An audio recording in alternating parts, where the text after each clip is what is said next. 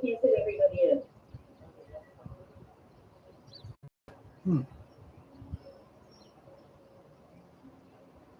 Right.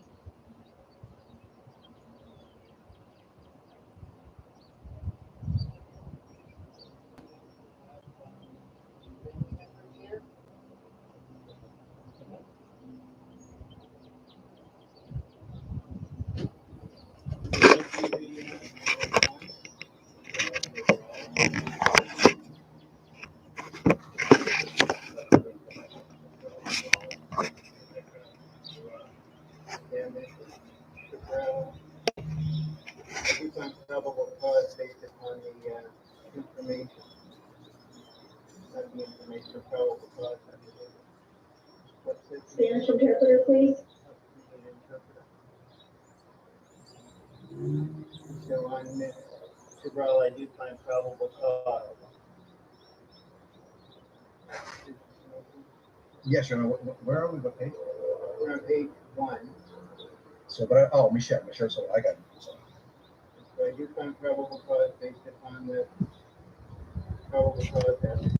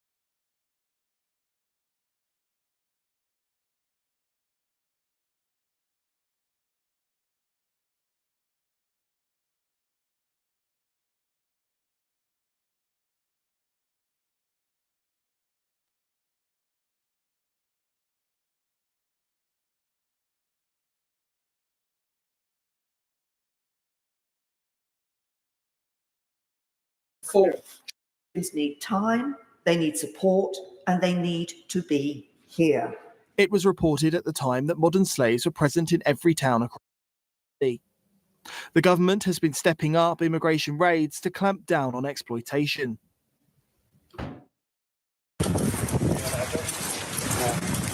Under the cover of darkness, immigration officers and police move into this large agricultural business in North Wales.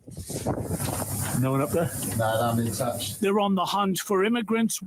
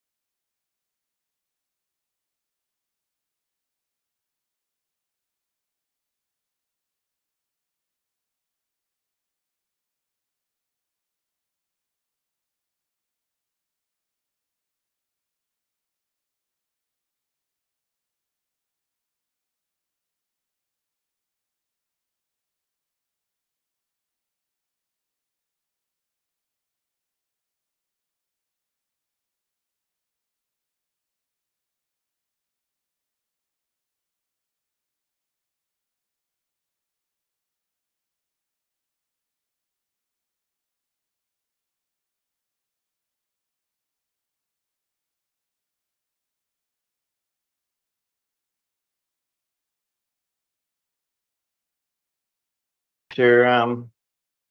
Parita's present. Yes, Judge. It does find probable cause with regard to the crime of aggravated assault with a deadly, is it with a deadly weapon? It was with a deadly weapon and battery. What was the agreement with regard to?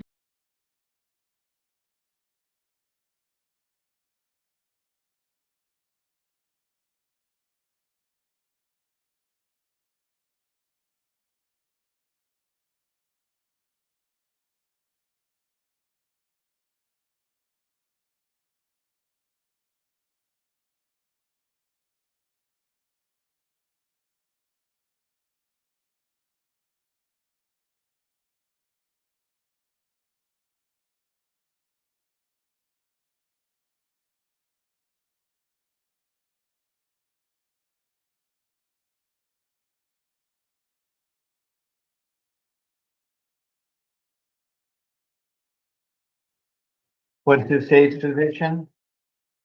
States with a level 2 GPS monitor on count 4. The state's recommendation is a $1,500 bond. The allegations, Judge, are that 3 children were present. An extension cord was used to beat them. TH was hit 14 times. JM was alleged to have been hidden a lot more than 14 times. They had marks all over their body, and there's a partial post Miranda confession. Your Honor, I spoke with Ms. Miller. She's asking to put place her on pre-trial release as she's unable to afford any kind of bond. She doesn't have any income. She doesn't have any money in the bank. She advises me that she is pregnant as well. She's lived in South Florida all her life. She has a stable address, which has been renting for the past 5 years. If the court finds she's not a candidate for pretrial release, she's just requesting the lowest reasonable bond. And Judge, pursuant to the pretrial detention statute 907.041, child abuse is a dangerous crime under the statute, and pursuant to the statute, if the court does find PC, because she's been arrested for a dangerous crime, she may not be granted non-monetary pretrial release. Okay. So with that, is she going home with the children based upon these allegations too? With no victim contact? Is there anybody who can take care of the kids? There is a father that was mentioned in the PC. I'm not sure what the situation is now, but he responded to the residents. Okay. Okay, so on count one, I'll set the bond at $1,000. Count two, I'll set the bond at $1,000. Count three, I'll set the bond at $1,000. Count four, I'm gonna set the bond at $1,500. Level two, pretrial release with the GPS, no victim contact whatsoever. Was ChildNet or the child services contacted?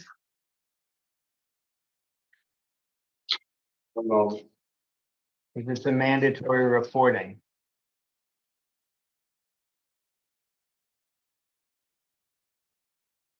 doesn't seem to be mentioned in the PC. Okay, well, ChildNet or the Child Service Department of, they need to be notified because it's a mandatory reporting. The three alleged victims were seen by medical staff at the Cotterman Center. But it doesn't confirm whether or not there was a The notification. state needs to notify ChildNet or whoever's in charge of this, because Not DCF, we usually send it, that's why at the bottom it says. DCF was Right notified. there by your hand. In red on the top. That's my, Yeah, that's my oh, right. DCF DCF, is, yes, I'm okay, gonna fax okay. it to Department of Children and Families. if I can remember it down.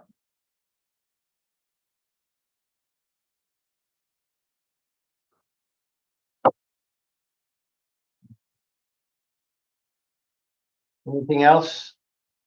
Nothing from Thank the you. Okay, back to, thank you, ma'am. You're done. Okay, now back to the other one. Who was the other one who Mr. Harmelin had? There was an agreement? 25 beyond. At 25. Last name is Azor, Azor. Good morning, Judge.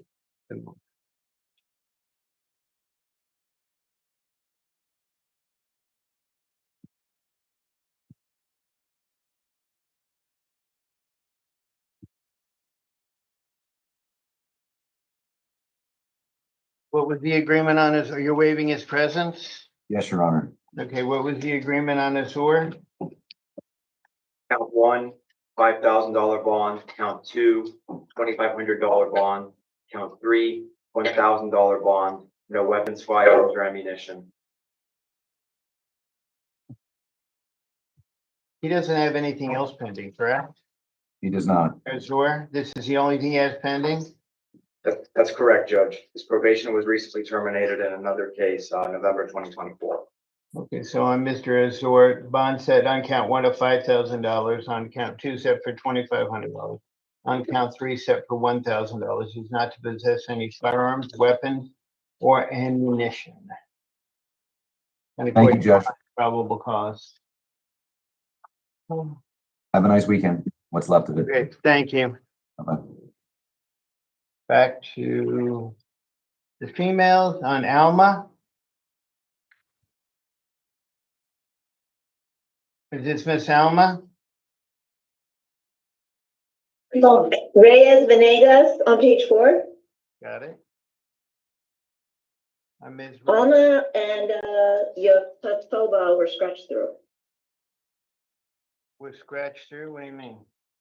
Alma has an Like on image. the docket, we have them lined out. What's that?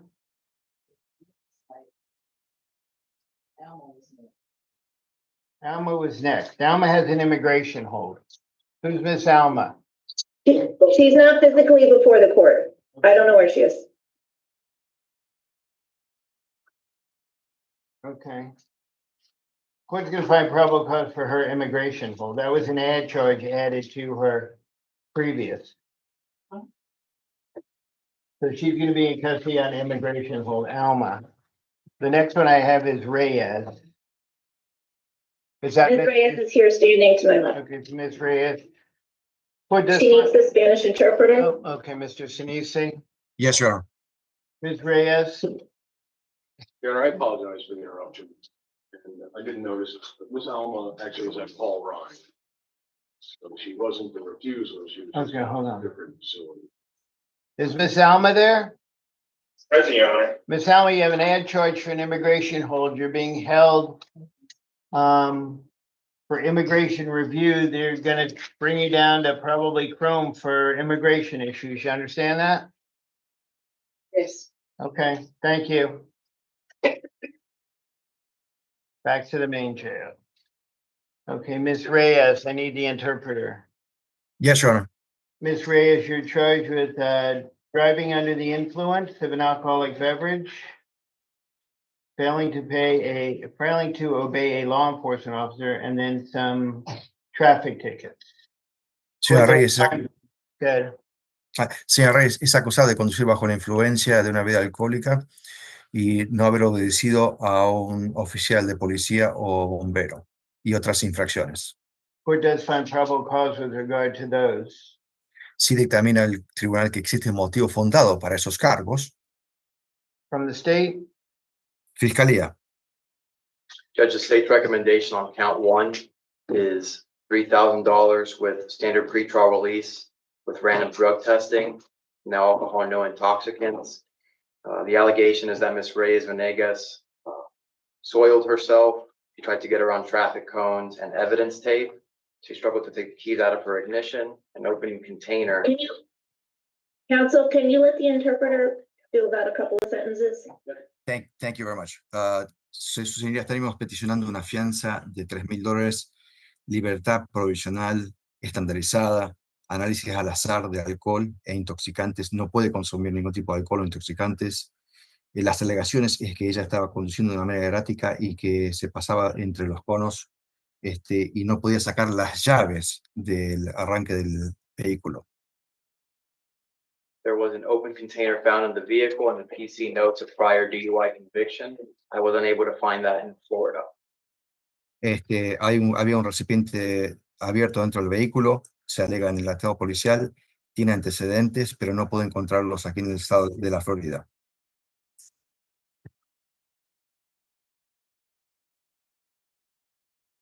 okay. Bueno, So it was $3,000 is what you wanted for a bond? Yes, Judge. Pretrial release, no alcohol, no intoxicants, With random drug testing. with random drug Drug and testing. alcohol And then testing. what about on count two? I recommend an honor warrant. así que para el primer cargo sería una fianza de $3,000, con libertad provisional estandarizada, nada de alcohol o intoxicantes, análisis al azar, y con respecto al segundo cargo, sería libertad bajo palabra. Okay, may I be heard? Yes, of course. Thank you, Your Honor. Your Honor, Ms. Reyes Venegas has lived in the United States for 25 years. The last 15 years have been here in Florida. If the state can't find proof of a prior in Florida, it would definitely have been outside of those 15 years. So I would ask the court not to consider this. In terms of her ability to afford the bond, she cleans homes for a living, and she is responsible and has dependents, 6 of them. She has a 20-year-old who is not self-sufficient, and then she has 5 other children between the ages of 18 and 5. Counsel, I'm sorry, if I could just interpret right now. $3,000 would be unduly burdensome. Ms. Rice, you She'd gotta be stop. on stand. That's You right. gotta stop. If I can interpret, Ms. Rice. I'm Oh, sorry. I'm sorry. La señora Reyes Venegas We hace all need a little 20 correction every now and then. hace 25 años que vive en los Estados Unidos. Los últimos 15 años ha vivido en el estado de Florida. Así que si no puede encontrar la fiscalía con ningún tipo de evidencia o comprobante de ese antecedente, es que ha ocurrido fuera de los 15 años. Ella trabaja por cuenta propia, limpiando casas. La fianza sería muy pesada económicamente para ella. Ella se ocupa de 6 dependientes. Uno de ellos tiene 20 años y no se puede cuidar por ella misma la criatura. Y después tiene 5 más entre las edades de 5 y 18 años. Así que la fianza de $3,000 sería una sobrecarga para ella. Given the financial burden of caring for 6 children between those ages and working as someone who cleans homes for a living, and the fact that she would be on standard pretrial release with reporting and randoms, we're asking for a bond in the amount of $1,000.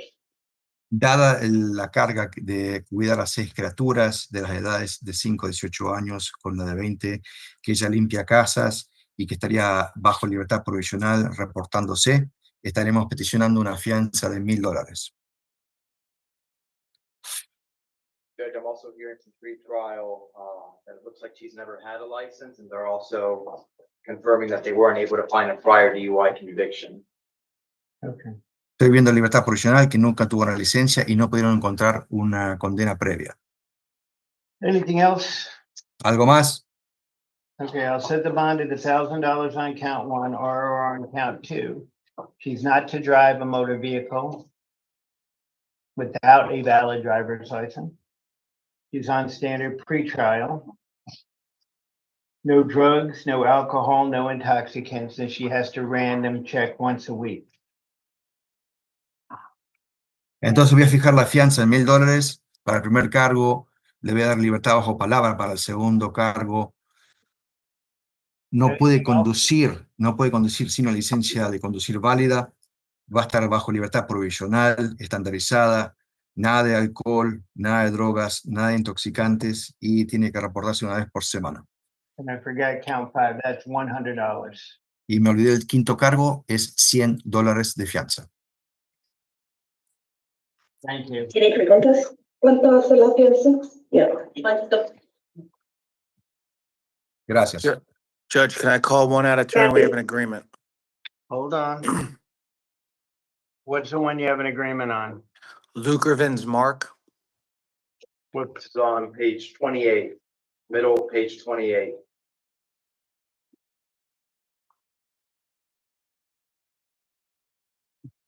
Just wait for the waiver till the end of the doc. 28. Mark, Yes. Yes, you're waiving his presence? I am. Okay, he's got a violation of probation before Judge Duffy. Court's gonna find probable cause with regard to that. He's also got throwing a missile into a vehicle, into a building. Court finds probable cause with regard to that. What's the agreement with regard to the bond on count 1? $3,000 on count 1. Okay, his bond set on $3,000 count 1. He's held in custody on the violation of probation. That's set before Judge Duffy on 3/19. Thank you. Have a good day. Anything else on Mark? No, thank you. Okay, thank you. Okay.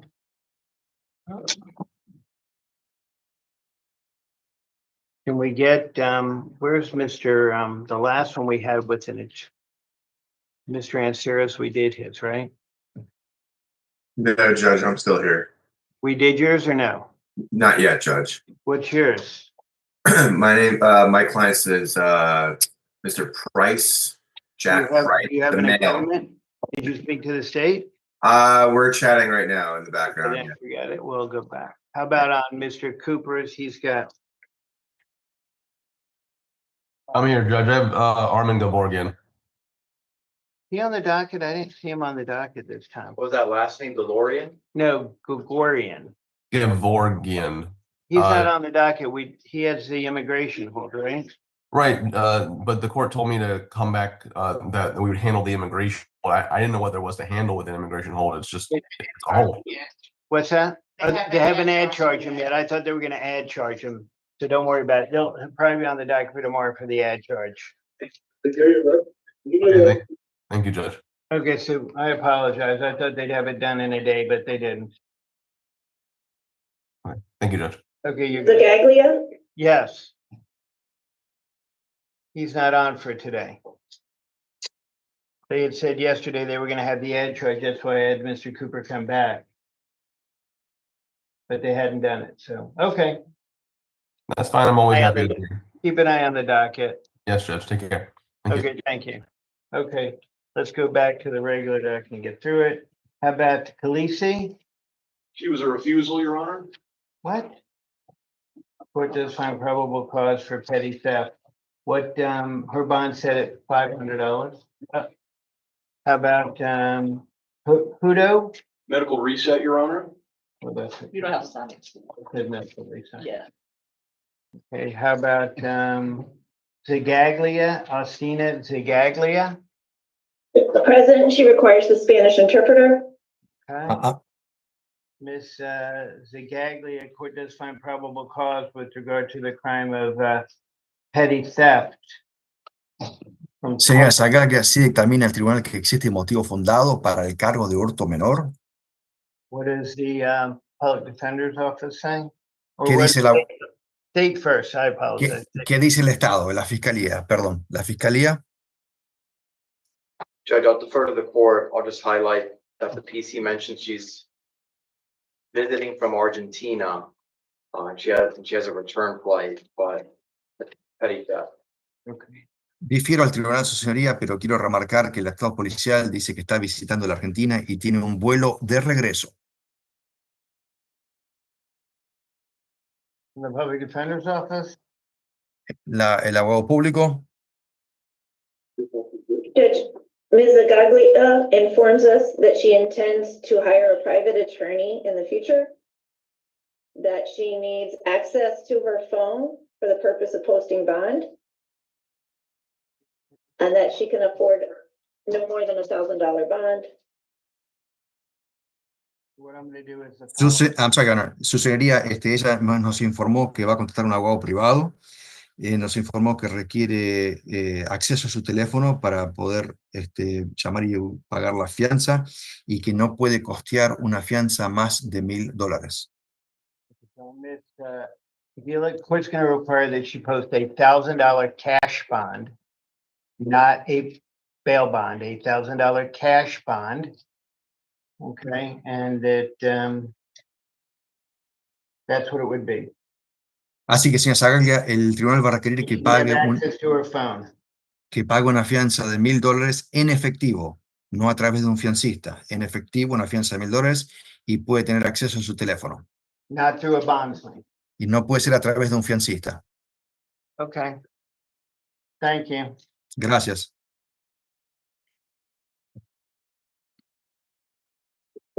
Your Honor, Yes. with regards to the amount, I was misinformed. She only has access to $800 She'll have to to figure out- post in a cash. she'll have to get out, she'll have to figure out how she'll get more. It's a $1,000 cash bond. Su señoría me informó que solamente tiene acceso a $800.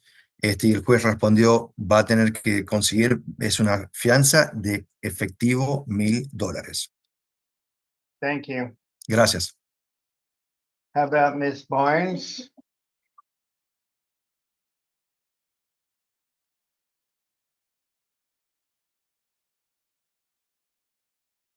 Ms. Barnes informed us that she has a private attorney. Who's your lawyer? Are they present before the court? Who's her lawyer? It's a family lawyer. Does she know his name? She does, and she said her family was gonna hire somebody. So Miss Barnes, you're charged with DUI. Your bond set at $500, ma'am. You'd have to get. Thank you, Your Honor. Okay, thank you. I did find probable cause. Miss Maltubi? I can't. I'm Paul bad. Ryan, Your Honor. Are you pronounce your name for me? Tawana Maltby. Maltsby. Exactly how it's spelled. I apologize. Nope. Miss Maltsby, you're charged with child neglect. What's the state's position? Recommend a $1,500 bond. Your Honor, Ms. Maltby is asking if the court might consider $1,000 bond. She will be able to bond, but she's going to need help. She's only been working for a little over a month, and she does live in South Florida. She's been here all her life. She's just requesting the lowest bond if her bond's reasonable. Okay, on Ms. Malsby, I'll give her $1,000 bond and I'll put her on standard pretrial.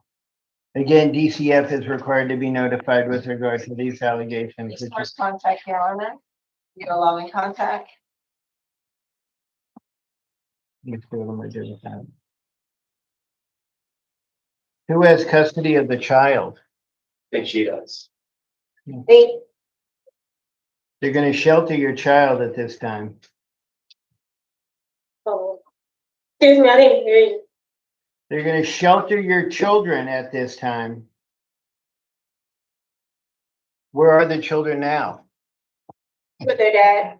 Oh, with their dad, okay. Can they stay with their dad? DCF's going to have to tell you whether you can or whether you can't. For Okay. right now, you're not going to have any physical contact with your children. You can speak to your children over the phone. All four of them? Yeah, all four of them. The problem is DCF's going to be involved, so you can speak to your children over the phone, but you can't have physical contact with your children until DCF says it's okay. Is FaceTime okay as well? That's fine. Okay, so her bond set at $1,000, pretrial release, standard pretrial release. And no physical contact with the children. She can have FaceTime or over the telephone, and DCF will be notified. Thank you. Thank you. What do you have? Is it a male? Yeah. Oh, you're gonna have to wait then. Unless there's an agreement, but you have a lawyer or no? No lawyer? Okay, so you're gonna have to wait then. Those are all the people that were outside, right? Everything's done. You're on page 24, I guess. Okay. How about Barry? North Broward, Your Honor. Ms. Barry, you're charged with resisting without violence and corruption of a public servant or family member. What's the state saying? Court does find probable cause. What's the state saying? They recommend on both counts, $500 bond. Your Honor, I did speak with Ms. Berry. I told her I was going to request the court set the lowest reasonable bond. However, hearing the state's recommendation, that's very reasonable. Nothing to make sense. Okay. $500 bond on each count.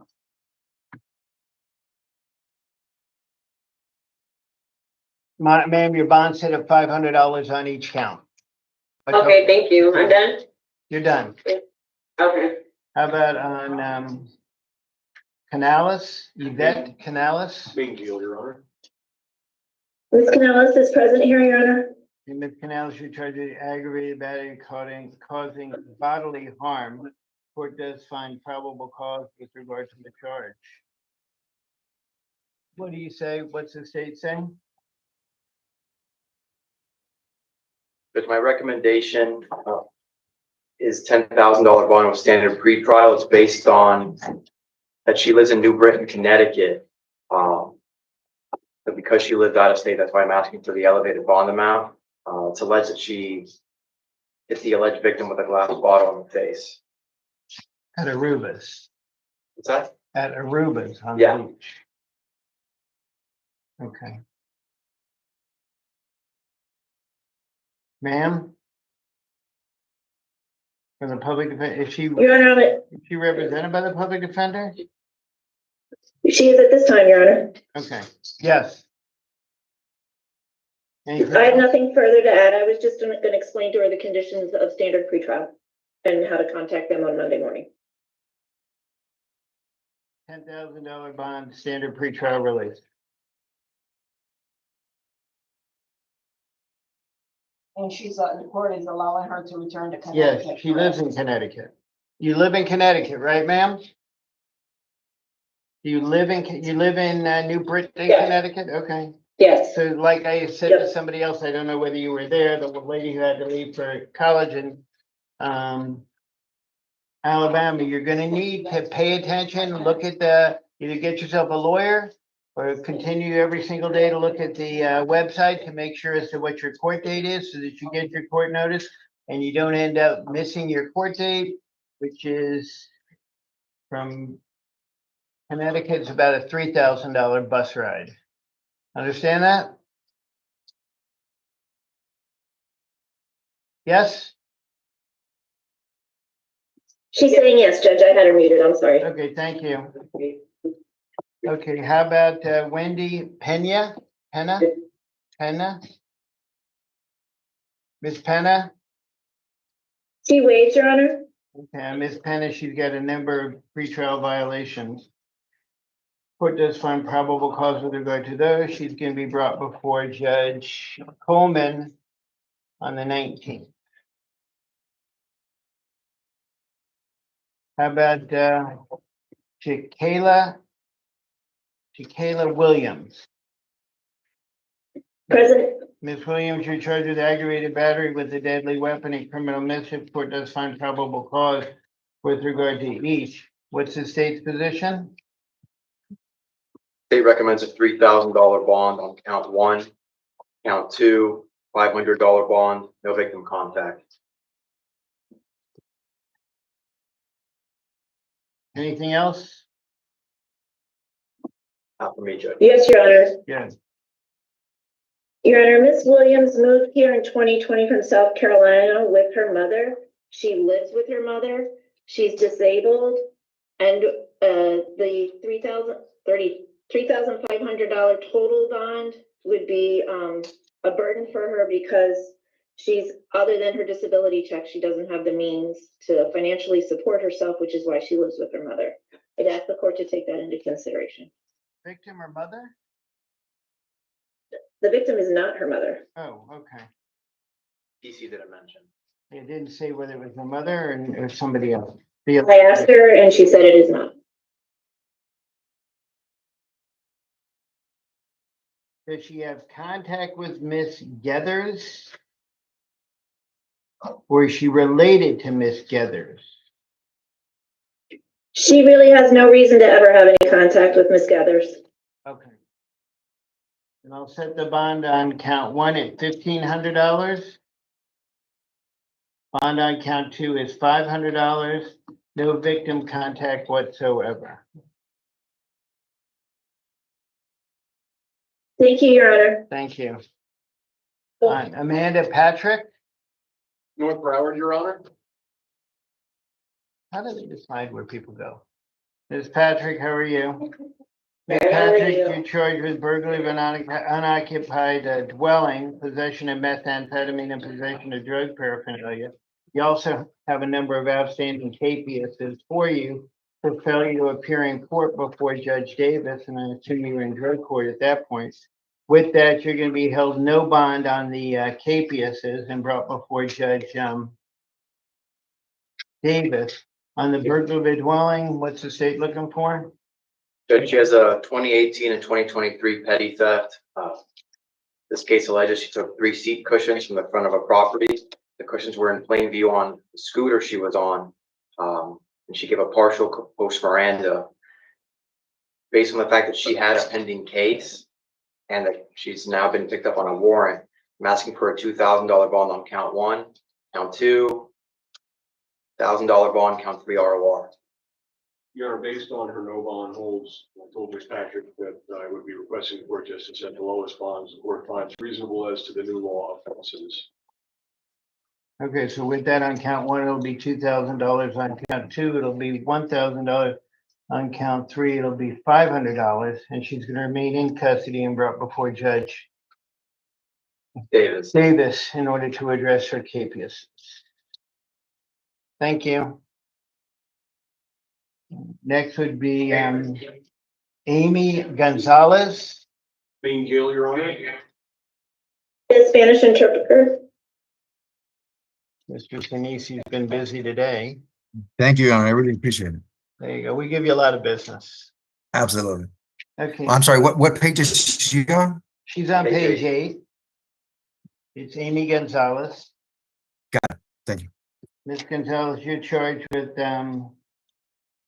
theft, petty theft from Target. Court does find probable cause with regard to the charge. Ya Amy González es acusado de hurto de tienda de Target. Dictamina el tribunal que existe motivo fundado. What's the state saying? ¿Qué dice la fiscalía? I'm sorry, counsel. I recommend $1,000. Recomiendo una fianza de $1,000.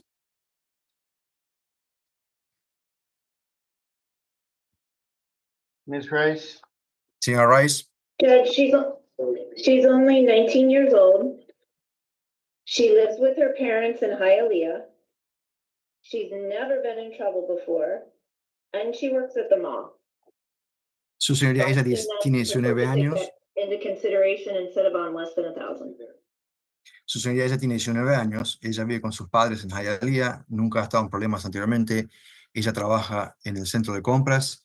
Y digo eso para que tenga en consideración el tribunal para fijar la fianza.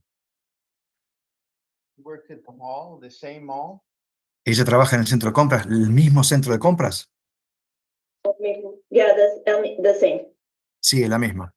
She comes up from Hialeah to work every day? Ella viaja de Hialeah para llegar aquí a trabajar. That is correct, Your Honor. Eso es correcto, su señoría. Anything else? ¿Algo más? I'm gonna Just that the cost of, as Your Honor knows, the cost of gas to make that trip every day is a lot. Sí, para que su señora entienda, el costo de la gasolina para hacer ese viaje es mucho. I don't know if they're gonna keep her at the same job, but so she may not have to make that trip. No creo que la mantengan en el mismo trabajo. And that was said sarcastically. Fue dicho sarcásticamente. Her bond set at $250 and she's also on standard pretrial release. Su fianza es fijada en $250 y se le impone libertad provisional estandarizada. Gracias, señor juez. Thank you. Gracias. How about Ms. Cruz? Are you ordering no return, Your Honor? No.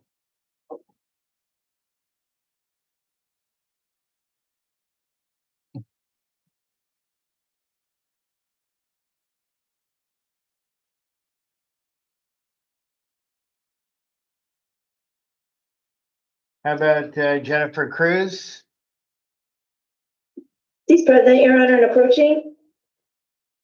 Okay, I do find probable cause with regard to retail theft with Ms. Cruz, petty theft. Looks like they were together, allegedly. With that, what are we doing with Ms. Cruz? Same recommendation for co-defendant Cruz, $1,000. Okay, anything else for the PD? Does she need an interpreter or no? No, she does not. Okay.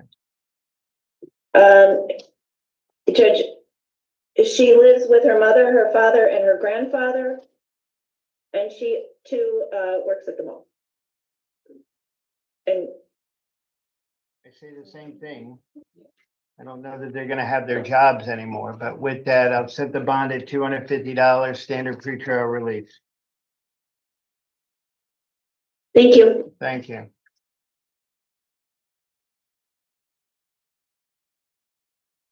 How about Olga Clay?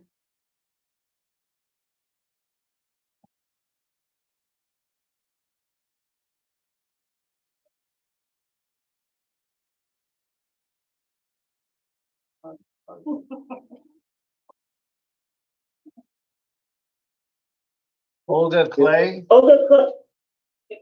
I didn't wait. She waved, okay, she's got an out of county holder. And I think where was that from?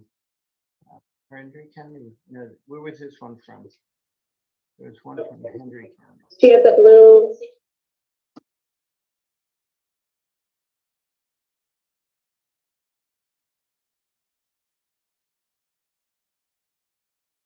She's on page 10. I have her on page, I'm just trying to find it where the out of state hold was from. Texas, Your Honor. Okay, she's got an out of state hold from Texas. She's gonna be held, I think she had a bond in Texas too. It looked like she had a bond of $30,000 for Texas, but I'm not sure. with regard to Eric Street, let me get the female. It's wrong. Oh, we're in the males now, right? Okay. Yours was Page. 24. 24? Quinones? Okay.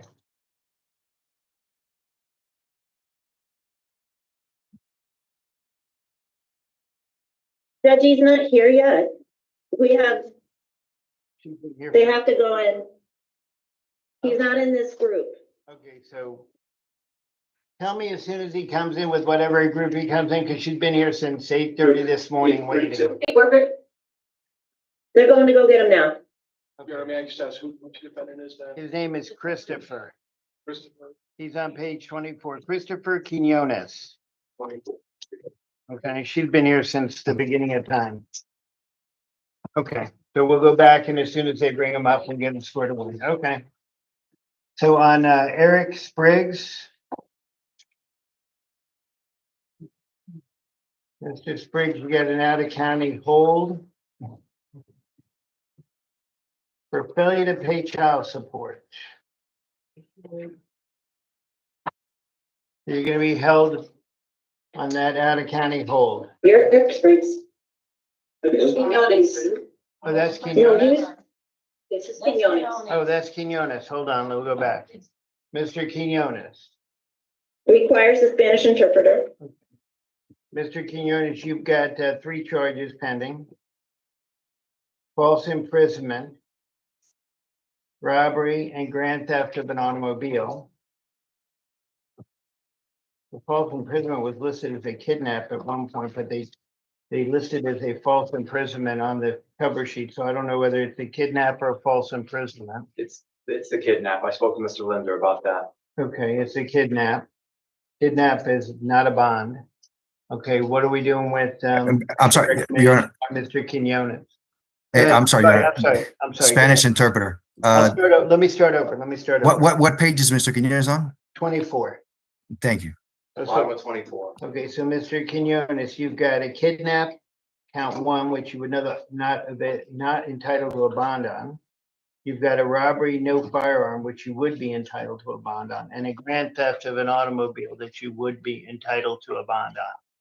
Señor Quiñones tiene el cargo de secuestro, el cual no tendría fianza. Tiene el cargo de robo sin arma de fuego, que ahí sí se le podría dar una fianza. Y también tiene el cargo de hurto de un vehículo motor, que también se le puede imponer fianza. What's the state's position? ¿Cuál es la posición de la Fiscalía? Judge, the allegations are that Mr. Quinones Prieto lured someone to a residence with 2 co-defendants. I'm stopping for the interpreter. Thank you, counsel. Su señoría, las alegaciones es que el señor Quiñones atrajo a una persona con 2 coimputados a una residencia. Robbed the individual with 2 co-defendants and held him for 29 hours so that someone from California could speak to the alleged victim. Se alega que con los dos coimputados detuvieron a la persona por 29 horas para que alguien de California podría hablar con la víctima. The alleged victim just happened to get away. Under the circumstances, I'm asking for a $100,000 bond on count 2, level 1 GPS, no victim contact, no weapons, firearms, or ammunition, no contact with co-defendants, which for clarity, it doesn't appear at this point that there are any. So I'll withdraw that request with no contact with co-defendants. Y por chance se pudo escapar a esa persona. Su señoría, para el segundo cargo estaríamos peticionando una fianza de $100,000, monitor GPS, no tener armas de fuego o municiones, no tener contacto con la víctima y no con los coimputados. No hay claridad con respecto a los coimputados, así que retiraría esa petición. No bond on count 1?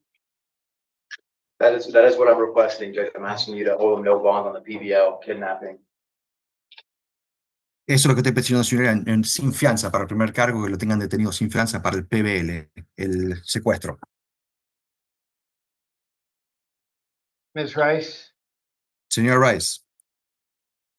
First of all, if the interpreter could explain to the defendant that PBL means punishable by life, and as a Si, le result, pod- he's not eligible for a bond at this time. si el intérprete le podría explicar al señor que PBL significa punible de cadena perpetua y a raíz de eso ese cargo no califica para recibir una fianza. Ma'am, But that we are going to, good, Ms. Rice, I'm sorry. Judge, we are asking for reasonable bonds to be set on counts 2 and 3. Estamos peticionando que se le fije una fianza razonable para el segundo y tercer cargos. I would tell the court that at this time, it's my understanding his family has access to $5,000 in cash for the purposes of bond, but given that count 1 at this time is PDL, I think I'm not asking for that to be the amount of bond set because we have that intangible on count 1 or a variable on count 1 that hasn't been resolved yet. Ma'am, Entiendo que la familia tiene acceso a un monto de $5,000 en efectivo para la fianza, pero dado el caso de que el primer cargo es PBL, no estoy pidiendo que se reduzca esa fianza, ya que no se podría tener la fianza para el primer cargo. who's here on behalf of Mr. Quinones? Laura, And you're Yeah. his girlfriend. his girlfriend? Okay, He's gonna get a private lawyer for charge 1. okay. Quien está aquí para él, la novia, y él va contratar un abogado privado para su fianza. So with that, on count 1, the kidnapping charge, you're gonna be held no bond. I actually started for you, Mr. Sinisi. I stopped for a minute. Thank you, Honor. Entonces, dicho todo lo que se habló, el primer cargo, que es secuestro, va a ser detenido sin fianza. On count 2, your bond's gonna be set at $100,000. El segundo cargo va a ser la fianza fijada en $100,000. On count 3, your bond's gonna be set at $2,500. Para el tercer cargo, la fianza va a ser fijada en $2,500. On count 2, you're also gonna be obligated to be on a GPS, pretrial level 2 with the GPS. Para el segundo cargo también se le va a obligar a estar bajo libertad provisional nivel 2 con un monitor GPS. And not have any victim contact whatsoever. No tener ningún tipo de contacto con la víctima. And with that, when you get a private lawyer, you'll be able to, or when you get a lawyer, whether it be a private lawyer or public defender, you'll be able to have what's called an Arthur hearing. Cuando tenga un abogado, ya sea abogado privado o abogado público, va a poder celebrar lo que se llama una audiencia de Arthur. At which time, maybe you can get a bond on your kidnapping if the judge rules accordingly. Y en esa instancia, quizás pueda conseguir una fianza para el primer cargo de secuestro, si lo decreta de esa manera el juez. Understand that? ¿Entiende eso? Let's see you, Mr. ¿Entiende? ¿Entiende? Se oye lejos, que no se oye duro, se oye bien lejos. You couldn't hear anything. Okay. I'm sorry, I didn't understand. One more time. He said he couldn't hear anything. He said he sounds far away. Okay, this is the best I can do. So, Mr. Sinise. I think he needs the interpreter. I The know. interpreter could be maybe closer to his mic. I don't know. Testing, 1, 2, 3, testing. Can you hear me? I can hear you perfect. Can you? On our side, it's really low. So if everybody in the courtroom could be quiet, maybe it'll help. I'll try one more time. Vamos a tratar una vez más. Mr. Quinones, you're not entitled to a bond on the kidnap charge. Señor Quiñones, no tiene derecho a fianza para el cargo de secuestro. You're going to have a special hearing called an Arthur hearing on that. Se va a tener que celebrar una audiencia especial que se llama la audiencia de Arthur. That's going to be before the judge who's ultimately assigned the case.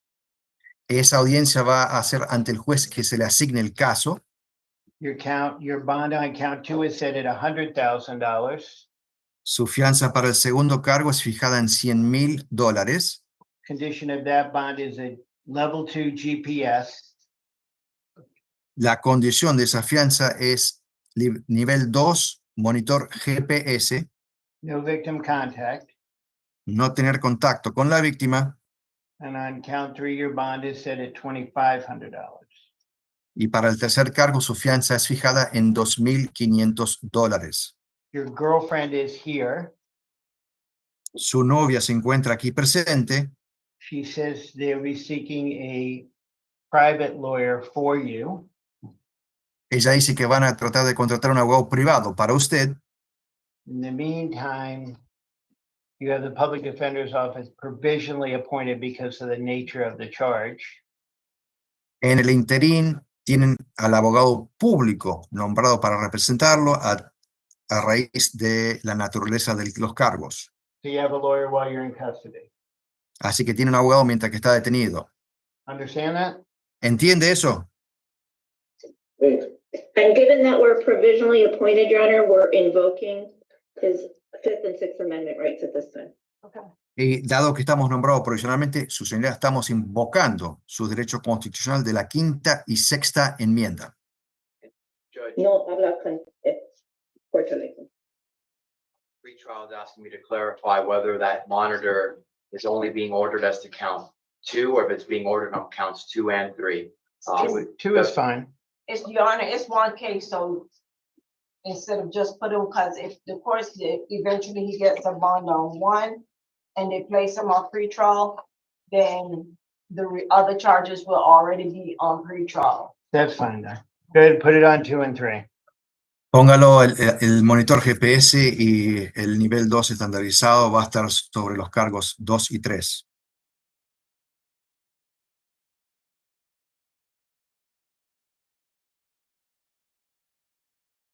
Okay? Thank you. Okay? Okay, thank you. Sorry to keep you. Gracias. Está bien. Judge, not to interrupt you, but we have an agreement online whenever you're ready. What's yours? Jack Price, last name Price, Your Honor, first name Jack. On what page? I don't have access to that, Judge. Right. What was the last name? Price. It's the middle of page 13. 13.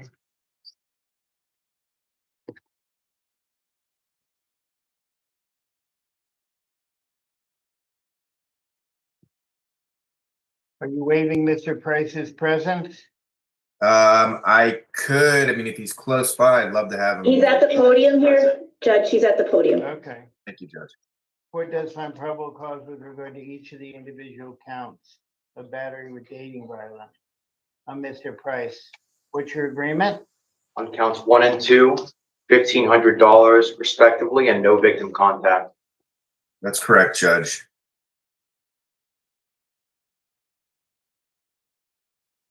Okay. All right, Mr. Price, we're going to work on getting you out and getting your bond posted. Just sit tight, okay?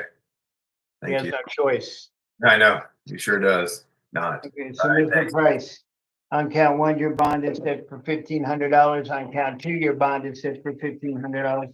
And you're not to have any victim contact whatsoever. You understand that, sir? Yes, sir. Okay, thank you. Very good. Thank you, Judge. Appreciate you guys. That's all the lawyers and all the, right? I don't have any more lawyers online, correct? Looks that way. Okay, okay, so let's start calling. Okay, so on Spriggs, did we do Spriggs? Mr. He's not, Your Honor. He's waived his presence. Okay, Mr. Spriggs as an out-of-county holder, out-of-state hold, puts an order to be held no bond due to probable cause with regard to that. With regard to Ricky White, He's waived it. okay, Ricky White, I do find probable cause. He too has an out-of-state hold with regard to his case, and I find probable cause with regard to that. He's gonna be held in the other state. With regard to Keanu Patterson, he too has an out-of-state hold, so that's find probable cause with regard to that. He too is gonna be held no bond. I'm assuming he waived his presence too, correct? Yes. To Mr. Legando. He's charged with domestic violence. He's charged with domestic violence battery. Court does find probable cause with regard to that. What are we doing? Is his victim been notified? That was Has she his been mom. notified? That's his mom, right? Yes. Yes. Was she notified? I couldn't tell. Okay. Okay. What are we doing with Mr. Legando? Lignado? How do you pronounce it?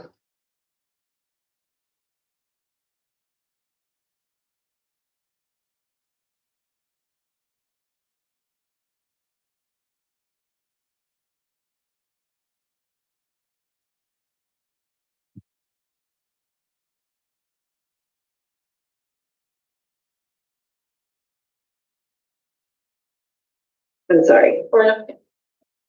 Judge, what are they asking for bond? I'm sorry. I think Lignado is the pronunciation, and I'm asking for $500. No victim contact, no return.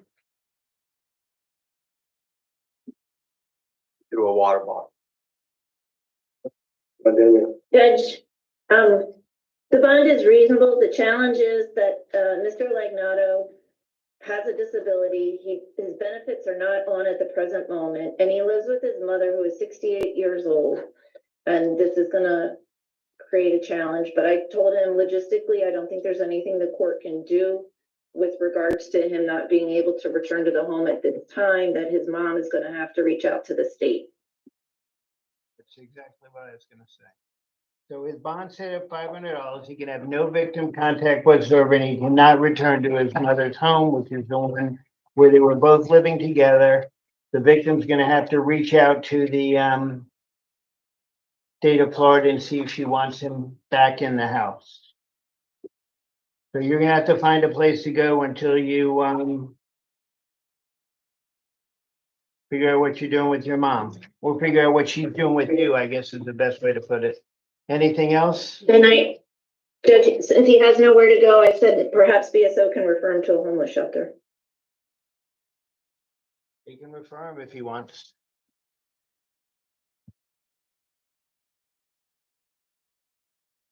Okay, thank you. How about Lynn Marble? Lynn Marble, is that you? Yes. Present. Okay, court does find probable cause with regard to domestic violence striking with regard to Mr. Marble.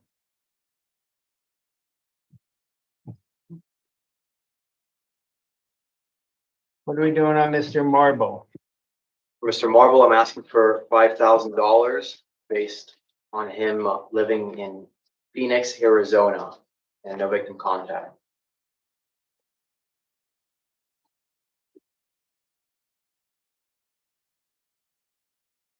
I mean, how can he not have victim contact if they were on a Disney cruise with his family? That's what it reads. And he hit her while they even have exactly where they were. No contact once he gets out of custody, whether it's in person. Okay. I don't know if they reside together. I just don't want there to be any contact. Okay. I told him he has to make alternative living arrangements, and he can speak to his children, but it has to be outside of her presence. Perhaps there's a third party that can facilitate that. The children are between the ages of they're 10, 12, 18, and 23. And they all flew home yesterday without him. Would agree to contact for that purpose. Okay, so with that, it's a $5,000 bond, no victim contact, and you can contact your children not in a physical sense, but only through telecommunications computers such as FaceTime or on the telephone. Understand that, sir? I'm sorry, Your Honor, can you repeat that because there was background noise and he was talking? It's a $5,000 fine, no victim contact, and no contact with his children in person. It can only be to FaceTime or through telephone communication or computer.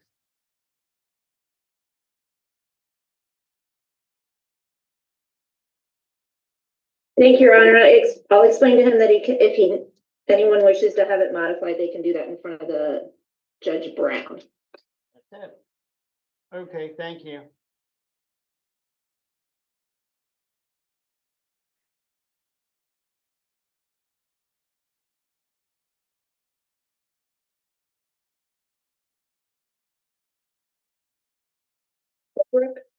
Hold on one second.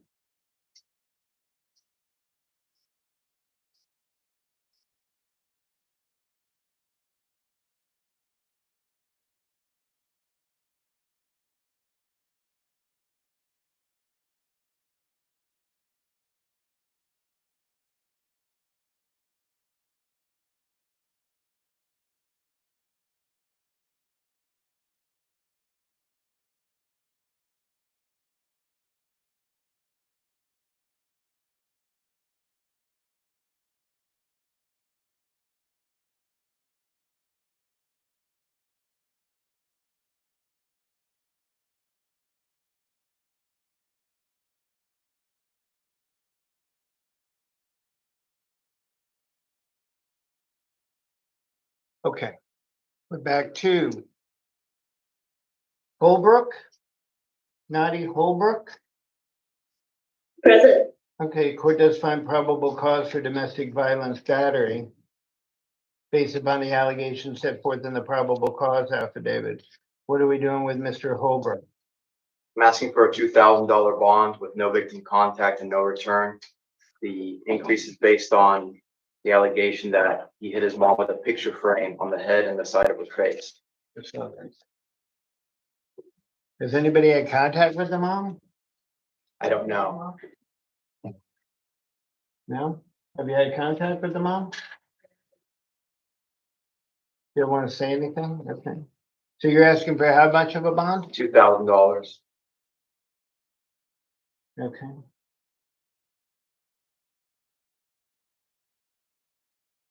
Have you heard? They Are were, you reading PC? they were living together though, correct? That's correct. Okay. Okay. Judge, Mr. Holbrook is 19 years old. He's from Philadelphia. He moved here with his family a year ago, so he has no meaningful connections at this time other than his mother and his sister with whom he resides.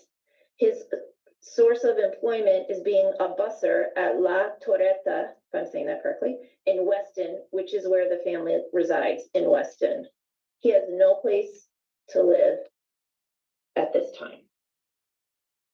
Does she not want him back in the house or no? She didn't say anything. Calling her now. Okay. His mom. Thank you.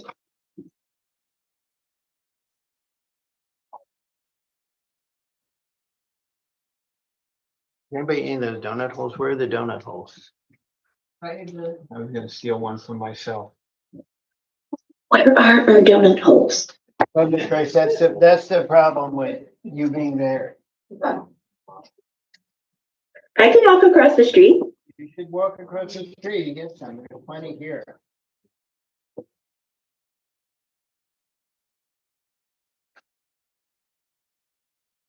I apologize for the inmates for eating in front of them. But I'm hungry. Thank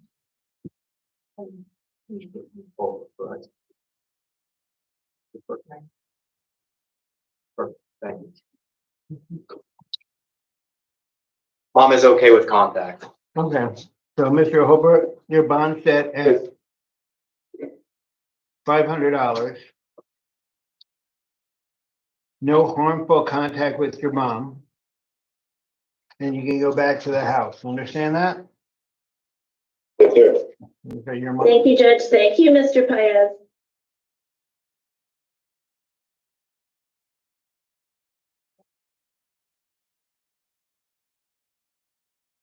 Regard to Mr. Garrett. Jamar Garrett.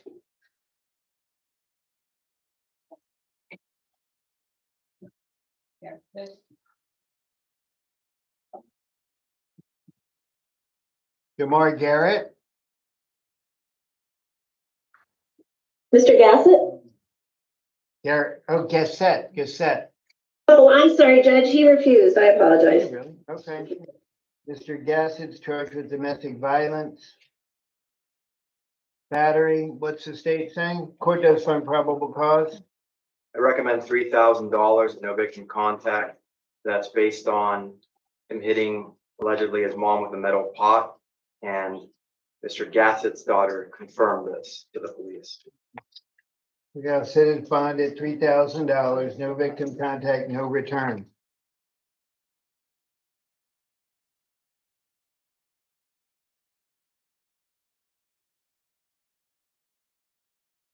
With regard to Mr. Gonzalez.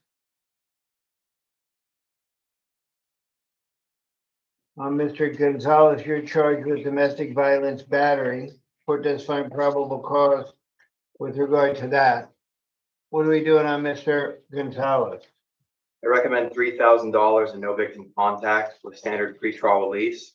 The allegation is that he grabbed the alleged victim's hair, punched them in the face, and then once he pulled them to the ground, he kept hitting them. Okay. Ms. Rice? And the standard pretrial release request is also based on him supposedly being transient for the PC.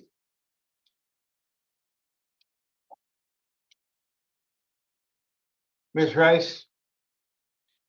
Your Honor, he's 23 years old. He advises that he works at Wawa. He is in fact housing insecure. He also has disabilities. So I'd like the court to take all of that into consideration with regards to bond. If he's on the standard pretrial, I think that's enough to secure his appearance before the court. And Your Honor's orders as to no victim contact would protect the victim. There has to be a monetary bond for the pretrial detention statute, just because of what he was arrested with and the PC finding. Actually, they changed that, Your Honor. There was a time when you had to set a monetary bond on domestic violence cases. My understanding, that's no longer in effect. I don't know, but I'm gonna set a bond of $500 on it. No victim contact whatsoever, and he's on standard pretrial. He's got to call in once a week.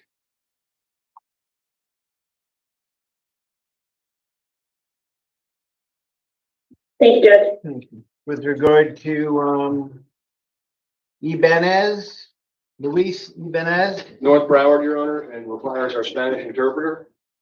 Present. You're on. Mr. Ibanez, you're charged with domestic violence battery. Court does find probable cause with regard to the charge. Señor Ibáñez es acusado de contacto, lesiones, violencia doméstica. Dictamina el tribunal que existe un motivo fundado con respecto a este cargo. What's the state say? ¿Qué dice el Estado? The allegation in this case, Judge, is that there was a 911 call that was canceled, and then there was a subsequent call. The allegation is that Mr. Ibanez Murcia grabbed the alleged victim by the arm, dragged her to the bathroom, and he masturbated in front of her to completion. And there's allegations that he's previously made her to undress. I'm asking for a $50,000 bond, level 2 GPS, no victim contact, no return. Su señoría, la alegación es que hubo una llamada de 911 que fue cancelada y después se volvió a llamar.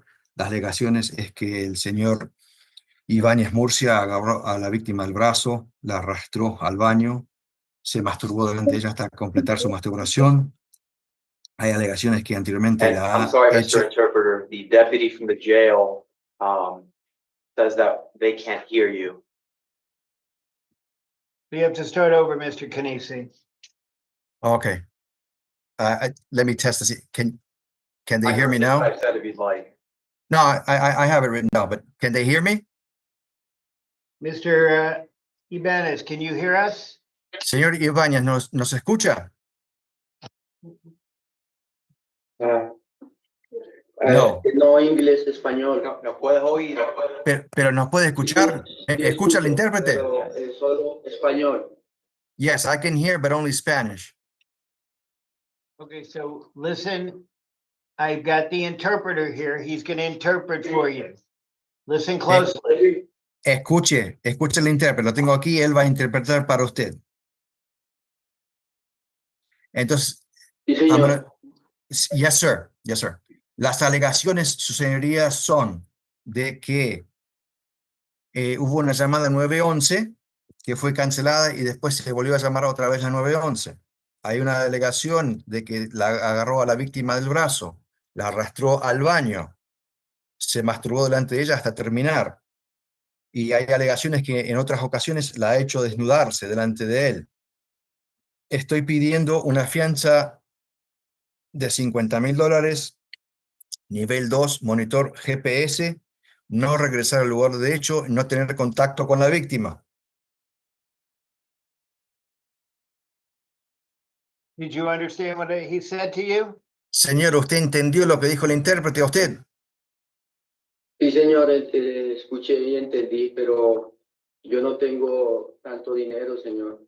Y yo estoy aquí hace 3 meses y estoy trabajando a día en construcción. Yes, Your Honor, I understood, but I don't have that much money. I've been here 3 months working in construction day to day.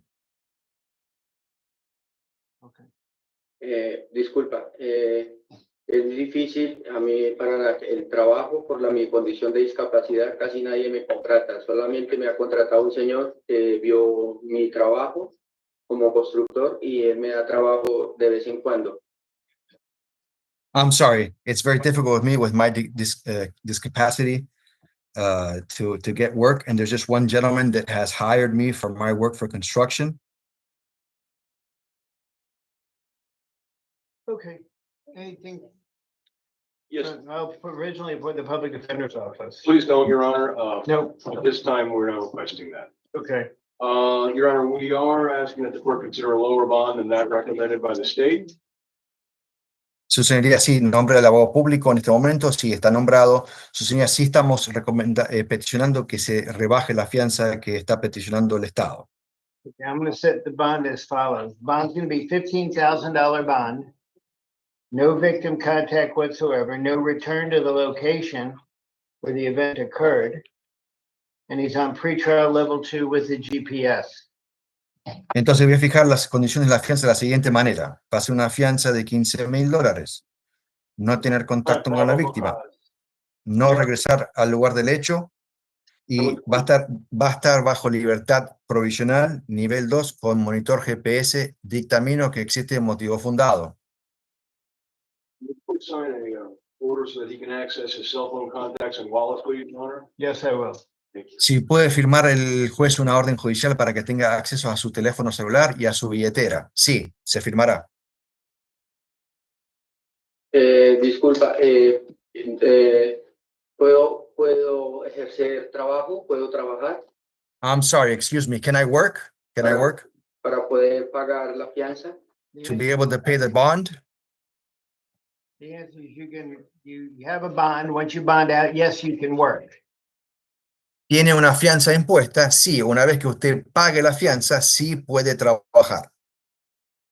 Pero no cuento con ese dinero, señor. Yo llevo solo 3 meses acá en Estados Unidos y lo único que he podido ahorrar son como $950 que tengo en mi billetera.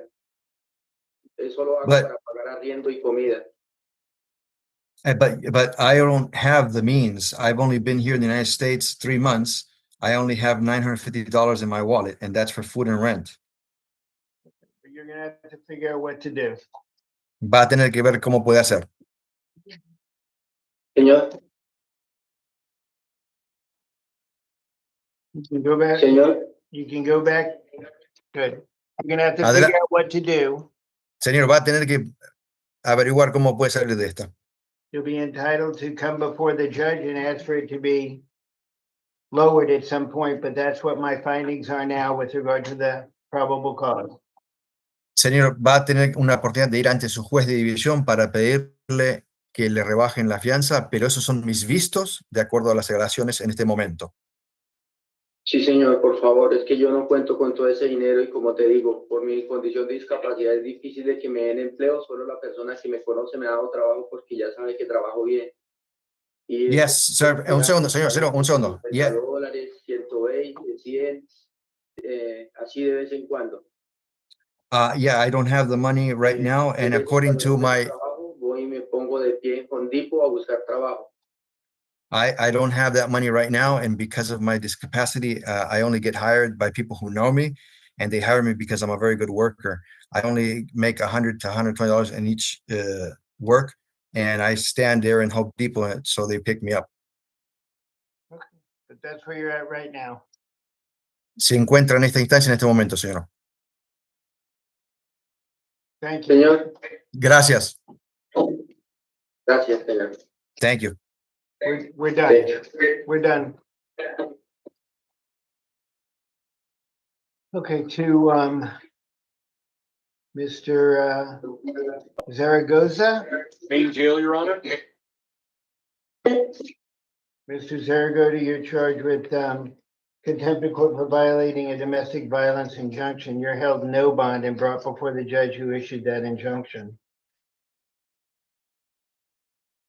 Judge, you Yes. should be able to set a bond for this. I'm not going to set a bond for it. Your Honor, it's not a punishable by life offense. The court should set a bond on it. I think what we have is probably a capias, which may have been, no, it's not a capias, but it's a bondable offense, Your Honor. It's a first degree misdemeanor. Is it really? Yes. Yes, sir. No, wait, no, okay. From the state? I recommend a first judge, the victim, I did hear from the victim advocate. The alleged victim does not want any contact and thinks the defendant needs help. I'm recommending a $5,000 bond, and I'm recommending a GPS open schedule that's based on the fact that he was served with the injunction and he continues to make contact. I think he's a risk, and it's redundant, but I'm asking that there's no victim contact.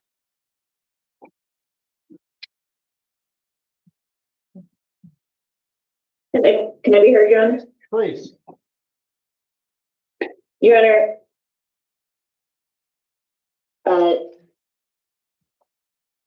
Mr. Zaragoza has previously ended the relationship. He had moved out, he had moved on. He has someplace else to live. He has no reason to have any further contact with this person. I think $5,000 is excessive for a first degree misdemeanor, in conjunction with a GPS monitor. If the court wishes to impose the GPS monitor and I don't know what level the state was asking for, but that alone would be sufficient to secure his presence before the court, and also with an exclusion zone to ensure that he doesn't have contact with the complaining witness. And I just want to quote from the PC. Today, the victim stated he found the defendant inside his residence, and I'm not going to read out the address, hiding in the bedroom's bathroom and in violation of the court order. Okay. I'm going to do the following. The bond set at $2,500 with the GPS monitor. No coming in with 1,000 feet of the defendant. Of the victim, I'm sorry. You're right. Thank you. Okay. Level 2, and no victim contact whatsoever, nor can he come with it. And the reason for that is all the addresses reflect the same address that they both reside at. So I don't know if he's permitted to be there, not permitted to be there, what the situation was, and then he'll be able to go back before the judge who gave the restraining order and see what the situation is with regard to that. But for now, that's what it's going to be. Thank you, Judge.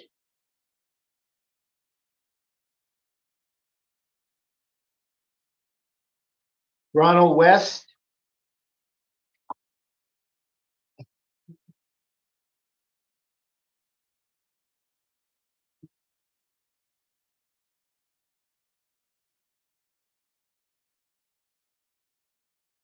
Mr. West, you're charged with domestic violence battery. Court does find probable cause with regard to the charge. From the state? Yes, Judge, the alleged victim is on Zoom, and they do wish to speak. I was told that they are not in fear. Who's the alleged victim? Hold on, I can find that just in case. That is, Miss Harris, right? Is she on? Oh, here she is. Harris Rigby.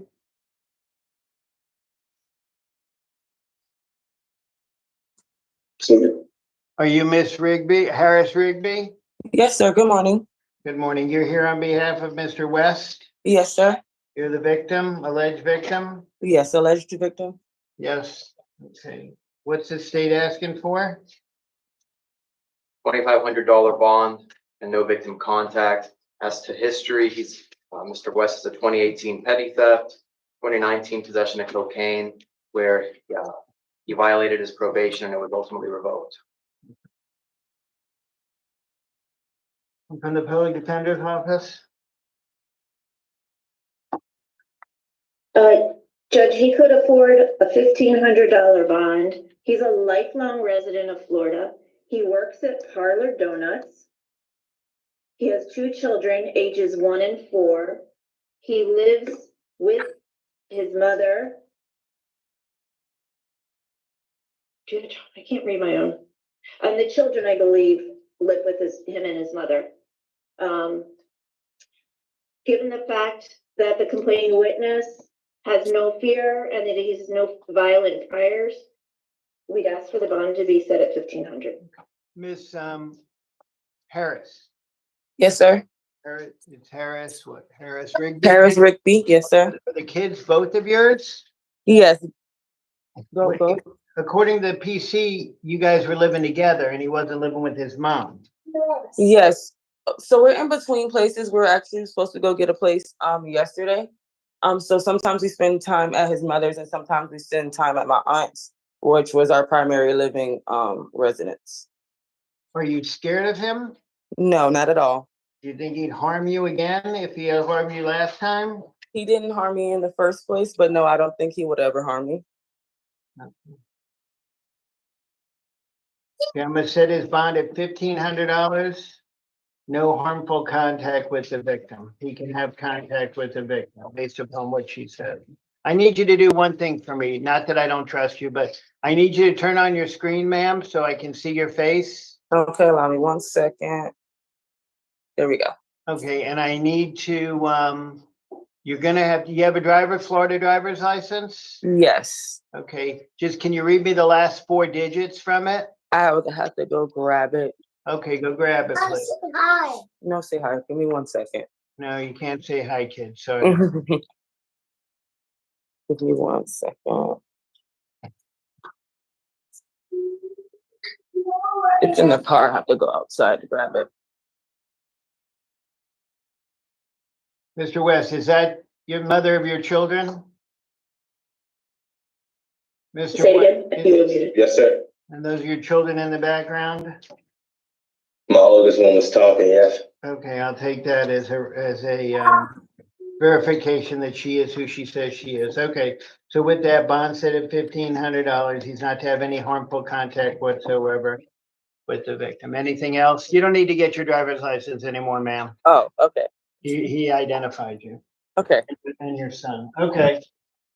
Thank you. Thank you. Thank you, Judge.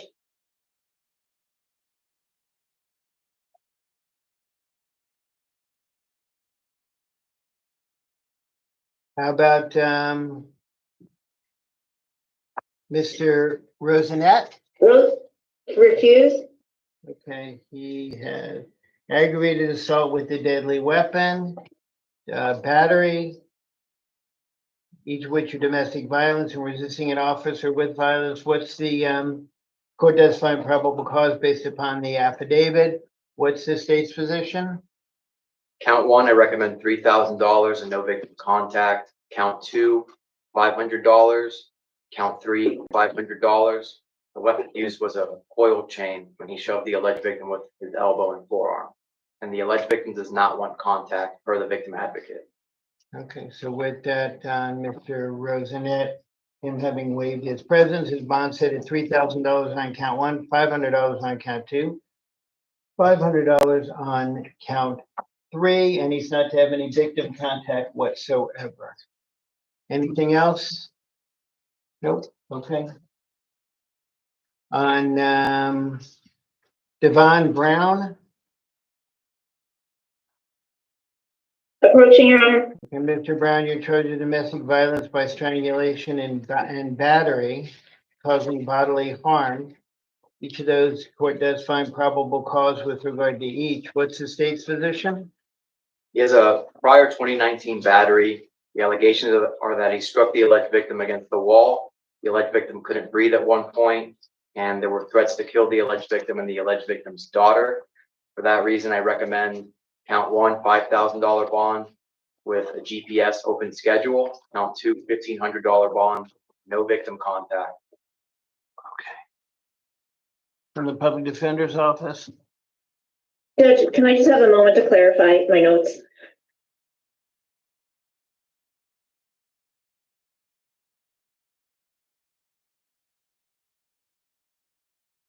Your Honor, Mr. Brown is a lifelong resident of Florida. He works as a carpet layer or a carpet technician.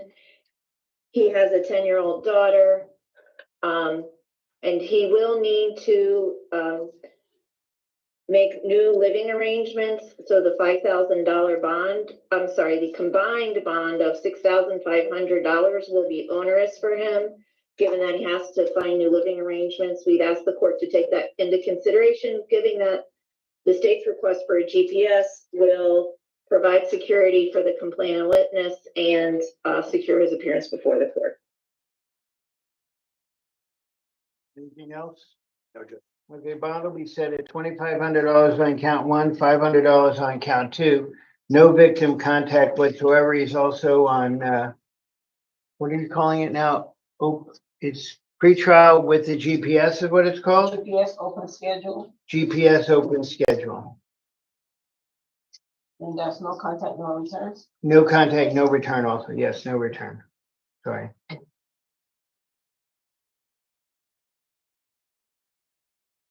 Thank you for your reminder. Okay, Francois.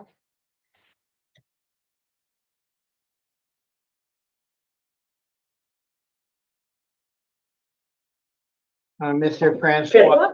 Mr. Francois, the court does find probable cause for domestic violence and possession of cannabis and possession with intent to sell or deliver based upon the amount. Having said that, what's the state's position? He has a 2007 Berg bat that he violated probation on, a 2014 battery on a child, and separate battery count that he also violated probation on. I recommend on count one, $2,000 with no victim contact. Count two, ROR. Count three, $2,000.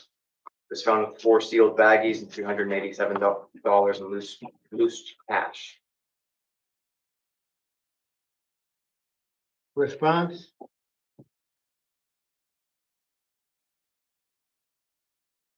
Your Honor, he's lived in Florida for 25 years. He works in landscaping.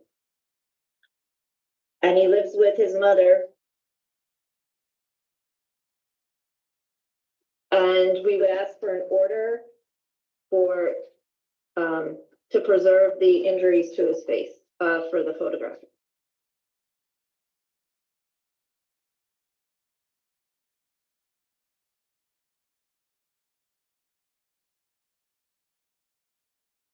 Okay, with that, can be as follows. It's $2,000 on count one, ROR on count two, $2,000 on count three.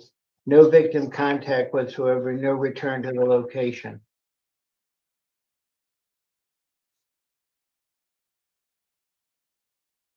And you can get pictures.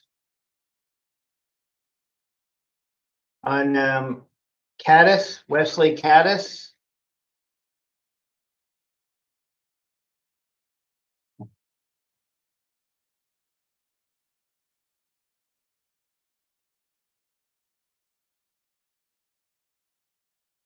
On Mr. Caddis, you're charged with the aggravated battery with a deadly weapon, domestic violence. Court does find probable cause with regard to that. What's the state's position? 1988, Mr. Caddis was sentenced to 4 years in prison for armed robbery. Count two was aggravated battery. He was also sentenced to prison. 1994, resisting with violence, 1 year in prison. 1995, trafficking in cocaine and battery on a law enforcement officer. He was sentenced to 10 years in prison as a habitual offender. In 2006, he was sentenced to 3 years in prison for aggravated fleeing and eluding and sentenced as a habitual offender. In 2021, he pled to probation for delivery of cocaine. Throughout all his priors, there's 4 resisting arrest without violence convictions, and there's a 2004 DUI where he was sentenced to probation and jail. In the pending case, it's alleged there was a 9-year-old witness who's one of the party's son. The victim ended up locking themselves in the bathroom allegedly. I'm recommending a $15,000 bond with a level 2 GPS and no victim contact. Response?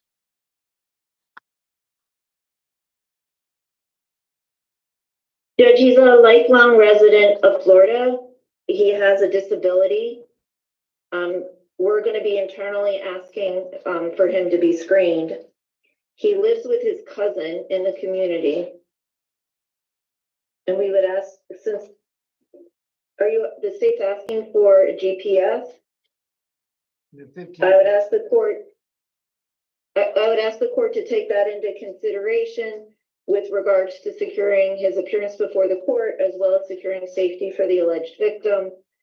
The amount of $15,000 for him would be tantamount to no bond. Court's gonna set the bond at $5,000, no victim contact whatsoever, and he's on level 2 pretrial with the GPS. There is court granting a medical screening order. Yes, I'll order it. Medical screening order or psychological? What is it you wanted? Mental health. Mental health.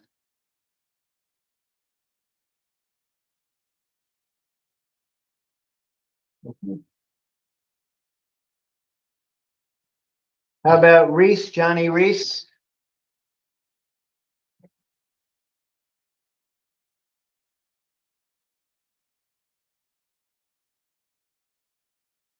Refusal? Thanks. Okay. On battery on a person over the age of 65, what's the state's request? Court does find probable cause. What's the state's request? Mr. Reese has a 96 battery and a 97 delivery of cocaine. It appears he's transient. The alleged victim is a 72-year-old mom. The BSO dispatcher heard threats to kill over the call, and the alleged victim saying, in essence, "I'm your mom. Why are you doing this?" He was Baker acted as a result of this. I'm asking for a $5,000 bond and standard pretrial release. Okay. Anything on his behalf? Judge, he's not present, but given the fact that he was Baker acted, I'm asking for a mental health screen. Okay, so he's gonna have a mental health screen. I'm gonna set the bond at $2,000. Also GPS level 2 when he's released, no victim contact. Anything else on Mr. Reese? No. Thank you.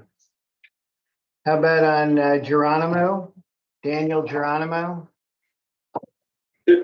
Approaching. Mr. Geronimo, you're charged with domestic violence by strangulation, aggravated battery causing bodily harm.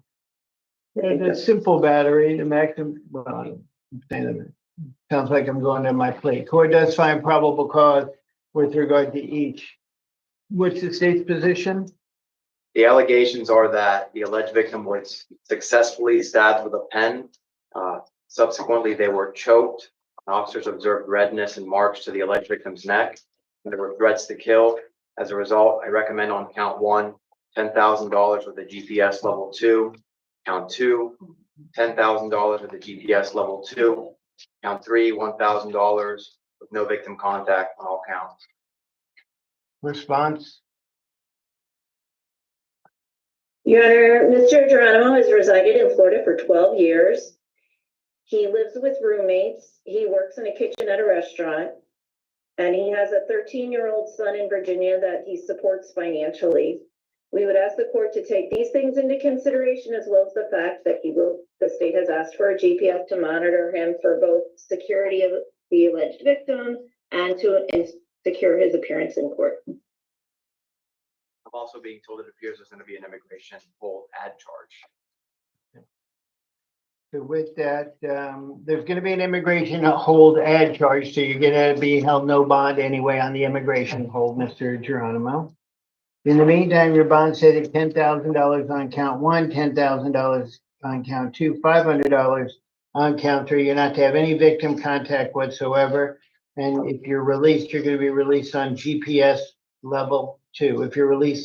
If you post your bond and immigration releases their hold, then you'll be released on level 2 pretrial also. Do you understand? Yeah, you should. Your Honor, can the order state that if he posts bond, can he go to immigration and hooks up afterwards or something to that? Because that'll stop him from going to immigration with it. Nope. It's gonna be the way it is. We'll have to deal with it differently. Okay.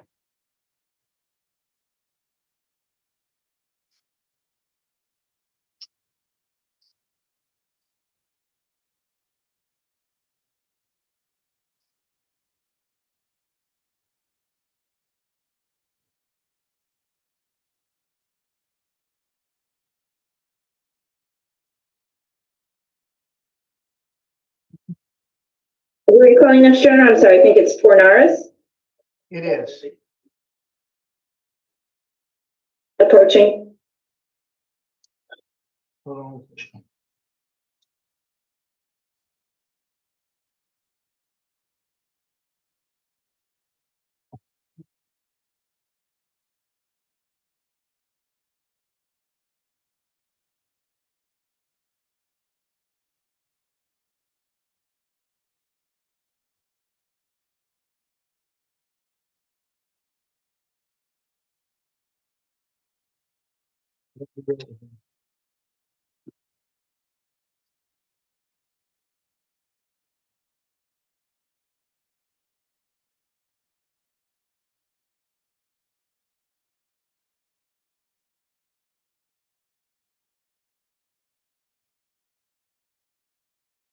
Okay, on for Fornaris, you're charged with aggravated battery causing great bodily harm of a domestic violence. You're also charged with child abuse without bodily harm. The court does find probable cause with regard to each.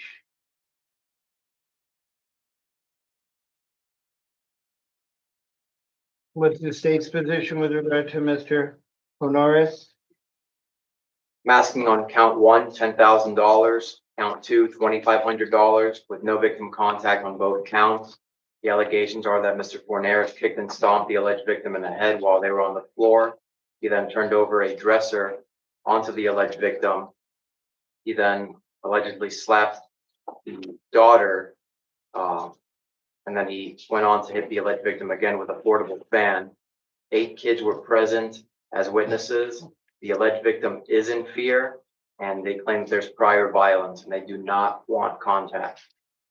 Okay. Response? Judge, Mr. Fornaris is a lifelong resident of Florida. He is an over-the-road truck driver and needs to travel out of state for his job. And he has one child who is 5 years old. Pardon me?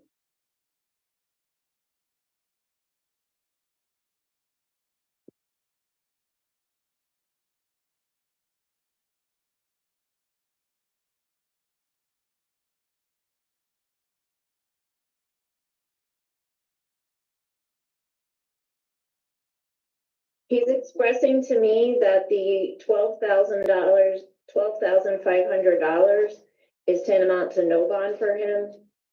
He does have the ability, with a premium, to post $3,000. Anything else? No, Judge. Okay, his bond's gonna be set at $10,000 on count one, $1,000 on count two. He's not to have any victim contact whatsoever with either the victim or the children. He's on level 2 GPS and he's not to go within 1,000 feet of the victim.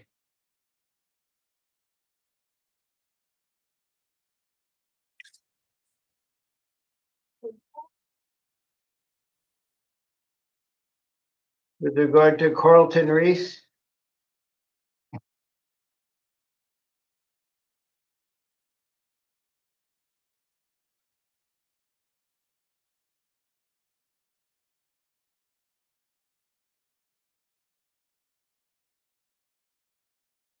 with regard to Carl Reese, aggravated battery of a pregnant person, and he's got a violation of supervision. Court does find probable cause with regard to each. On the violation, needs to be set before FE. Who's FE? Merrigan. Judge Merrigan on Judge Merrigan. 319. And with regard to the aggravated battery of a pregnant person, what's the state's position? I'm asking for a $5,000 bond and contact for child care only.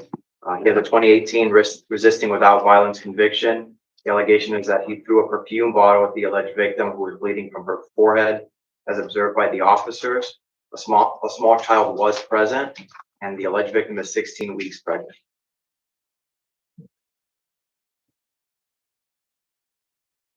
Ms. Rice? I just want clarification. When counsel says contact for child care only, does that mean that the alleged victim wants the defendant to provide child care for any of her children? I don't specifically recall, but if I wrote it, that would have been why. Your Honor, I'd ask the court to take that fact into consideration together with the fact that he is a lifelong resident of Florida, South Florida, and that he works as a cook at Top Golf. And he lives with his mother, his brother, and your son that's 3 years old. That is not a part of this relationship. Is that correct? We're going to set the bond at $2,500. No contact with the victim.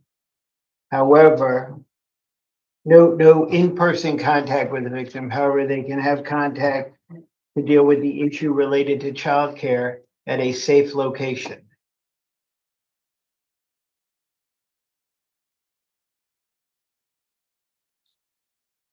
Which would be in front of a police station or in front of a firehouse, or there's a couple other places or a few other places through the county. I don't know exactly what they are. Understand that, sir? Yes, sir. Anything else? Okay. Okay, thank you. With regard to Dylan Blackwood.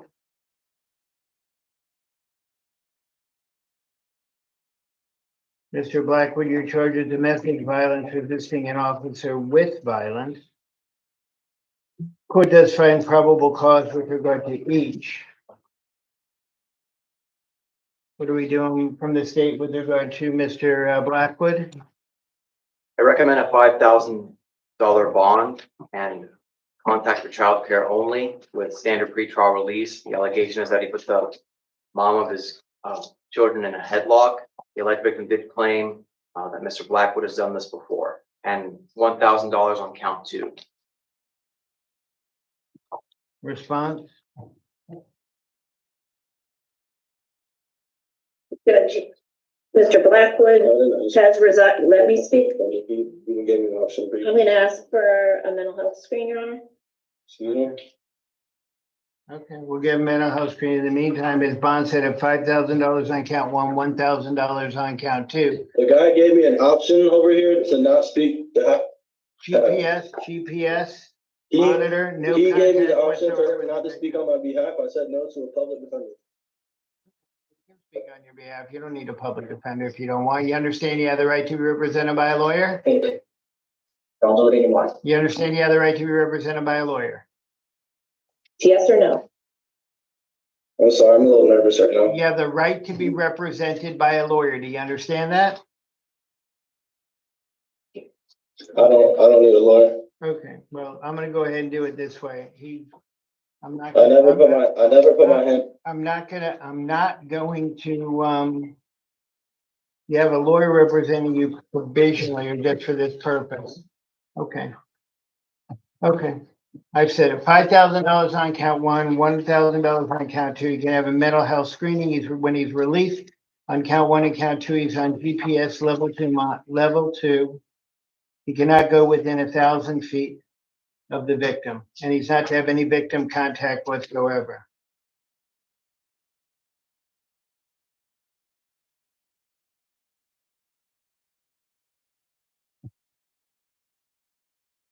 Robert Huffman.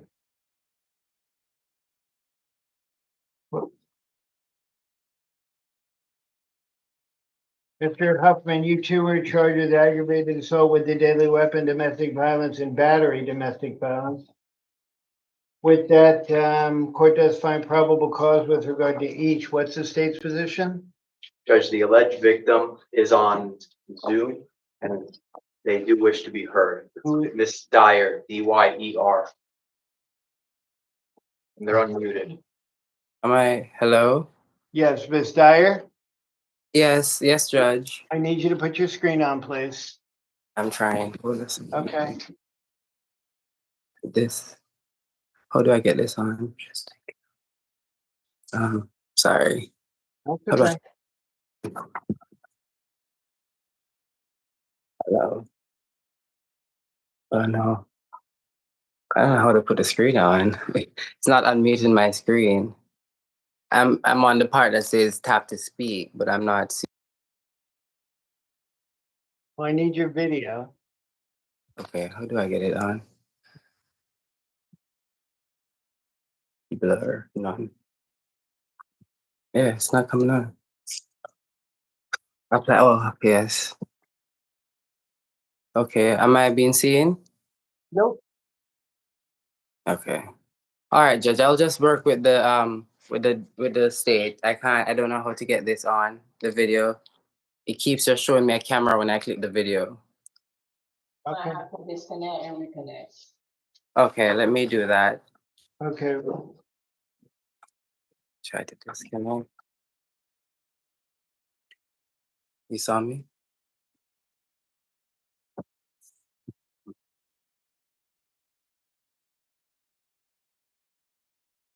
We pass and come back in a minute while she reconnects. Okay, we'll come back in a minute. Let her reconnect. How about on Gabriel, Will Marie Gabriel? Refuse? Okay, and as to the state with regard to Mr. Gabriel on all those things except for the violations, because the court does find violations. It needs to be set before FD 319. What are we doing on the robbery with no firearm? Judge, on count one, I'm asking for a $10,000 bond with a level, asking the court to hold Mr. Gabriel no bond. Count five, criminal mischief. I'm asking the court to set bond at $1,000. Count six, missile into dwelling, vehicle, building, or aircraft. I'm asking the court to set bond at $5,000. Count nine, criminal mischief, $200 or under. I'm asking the court to set bond at $500. Mr. Gabriel, there's a 2006 delivery cocaine conviction, 2006 resisting without violence, 2008, two more resisting without violence, 2007 aggravated fleeing and eluding. Probation was revoked and he was sentenced to prison for 15 months. 2007 possession of cocaine, 2008 another fleeing and eluding, third degree sentenced to prison. 2010 resisting without violence, 2013 fleeing and eluding, sentenced to prison. 2016 various simple possessions and convicted. 2024, I think it's the case before us. But the allegations are that Mr. Gabriel opened the alleged victim's car door, kicked the alleged victim 3 times, and then grabbed the keys out of the ignition and ran off. I'd like to note that on count one, the date of incident is March 13th. Count 5, the date of incident is March 14th, 1 day later. Count 9, the date of incident is March 9th. So these new crimes span multiple days, and Mr. Gabriel was on probation to begin with. Okay, so let's do the following. On count one, his bond set at $10,000. On count two, it is a life felony. He's to be held no bond and have the Arthur hearing at some point. On the other two counts, the violations of supervision, he's to be held no bond. On the criminal mischief, his bond set at $1,000. On the missile, on throwing the missile into a dwelling, into a building that's set at $5,000. On the other violations, he's to be held no bond, and on the criminal mischief, it's $500. He has no contact whatsoever with the victim. And he's on level 2 GPS if he's released from custody after his hearings with level 2 with the GPS monitor. And that's on all counts of level 2 with the GPS monitor.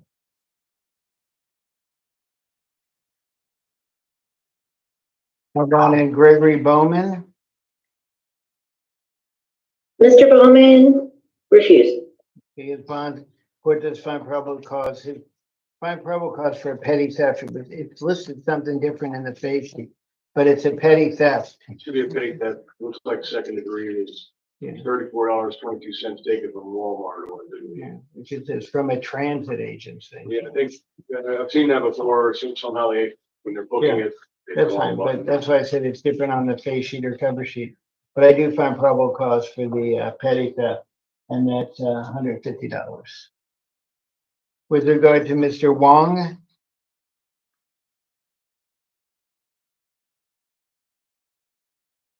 Repeat that, Judge? Mr. Wong. Mr. Wong, you've got 2 outstanding KPSs. One of the KPS is for $2,500. That's an 18 case. And on a 14 case, you have a no bond KPS. Those were failures to appear. Court does find probable cause. You're going to be set before your judge on March 20th. Your Honor? Yes. He would like to ask if the court can set the date sooner, or if he can have a bond on, you can address the bond. I understand it's not your case, but he does have a job interview prior to Thursday. And he doesn't want to lose out on the opportunity. The problem is I don't know anything about the case, and it's a 14 case. So I'm uncomfortable setting a bond on it because I know nothing about it. And the other case is a 16 case, and they're for no shows. So I'm not interested in setting bonds. Thank you. Judge, and I am hearing that Ms. Dyer regarding Mr. Huffman is trying to get on Zoom. Oh, okay, let me see. Thank you.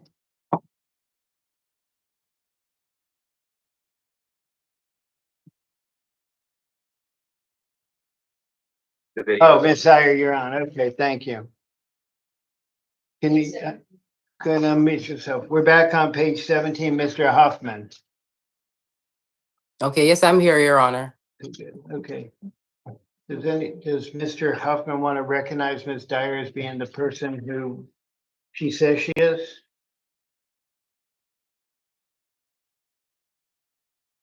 Not at this time, Your Honor, no. Okay, so Miss Dyer, I need you to, do you have your driver's license with you? Yes, I do, Your Honor. Okay, I need you to read me the last 4 digits off of it, and I'm going to ask you to be sworn in. Okay.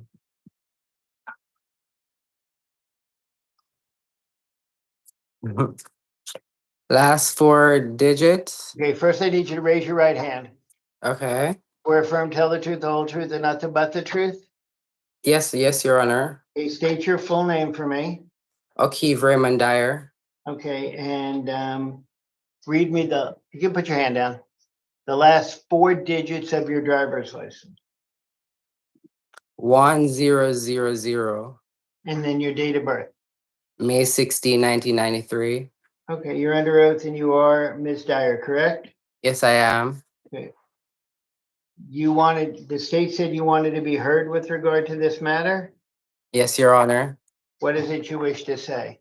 Well, Your Honor, before yesterday when my husband got physical for the first time, I would have tried to get a restraining order because he would have started back using drugs.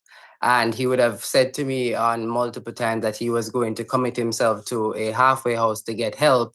And I was denied the restraining order. And the reason I applied for it was because of what happened yesterday. Was I had feared for my life, because with a person on drugs, I can't tell anymore what he'll do to me or my property. And then yesterday was the breaker for me. So I really didn't want him to get arrested. But yesterday I feared for my life so much that I had no choice but to press charges, because if I didn't, it would seem like I am, I don't know, I'm entertaining this when I really don't want it. I want him to get mental and drug help. But I really don't want to be around him at all. Okay, thank you. Yes. What's the state's request? On count one, I recommend a $10,000 bond, level 2 GPS. Count two, $2,000 bond. The allegation is that Mr. Huffman charged at Ms. Dyer with a knife, and there was a struggle on the floor for the knife.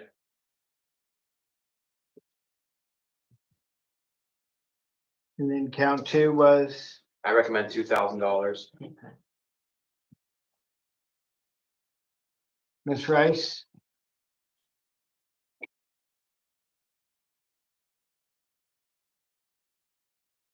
Mr. Huffman has resided in Florida for 6 years. Prior to that, he lived in Pennsylvania. And he has no intention of ever resuming any sort of relationship with the alleged victim, and has no intention of ever returning home other than with law enforcement for the purposes of removing his belongings. That being said, the $12,000 that's being requested in bond is tantamount to no bond for him. And we would ask that a reasonable bond be set. With that, we're going to do the following: $7,500 on count one, $1,000 on count two. He's not to have any victim contact whatsoever. He's not to return to the location except with law enforcement to be able to get his personal belongings. And he's going to be on level 2 with the GPS monitor, and he's not to go within 1,000 feet of the victim, alleged victim. Anything further with regard to Mr. Hoffman? No, Judge. Okay, thank you. $850. You heard what I did? Okay. Thank you, ma'am. Christopher Johnson? He keeps calling. Hold on. You guys are quick. Okay, we're in recess for a minute. Hey.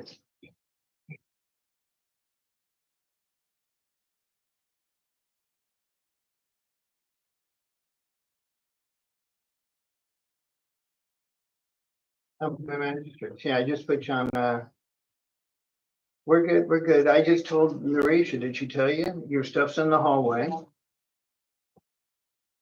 She said you met a man in wherever you are. I said, tell her stuff's in the hallway.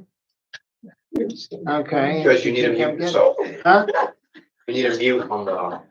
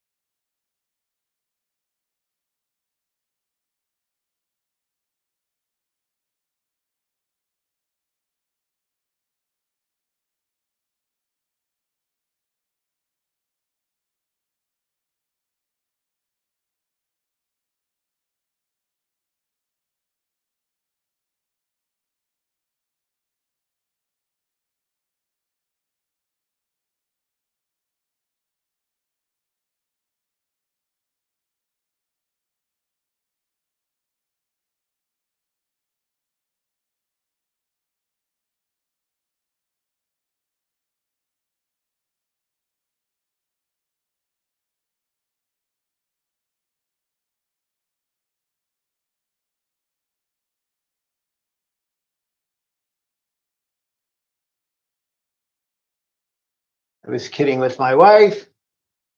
Yes.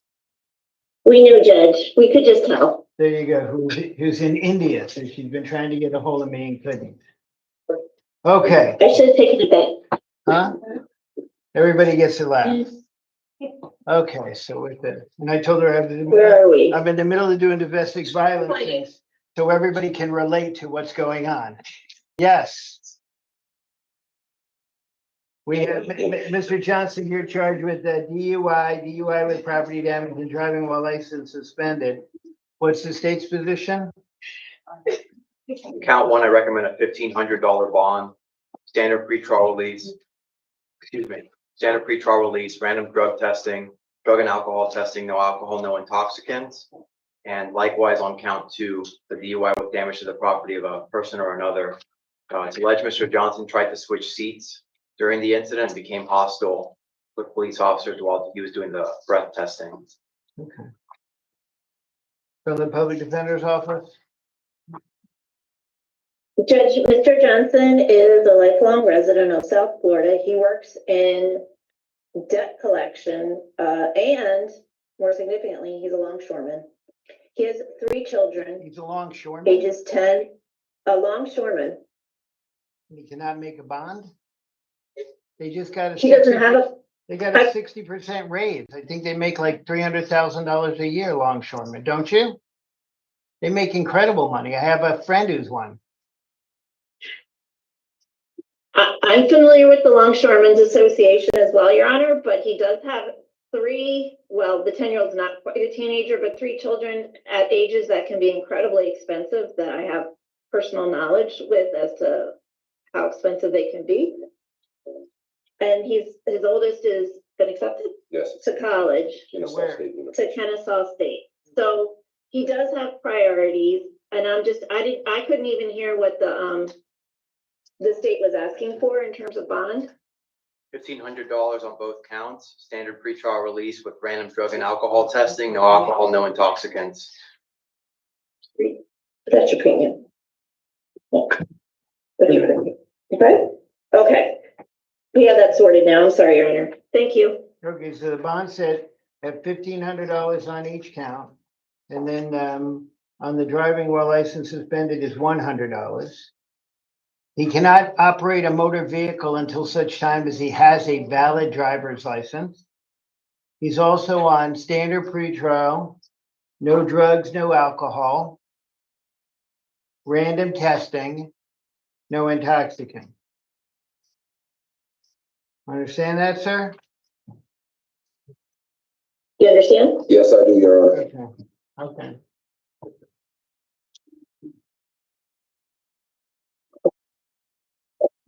I don't see that. No, don't wait. That's the number. And then For trial. set it up and then, oops.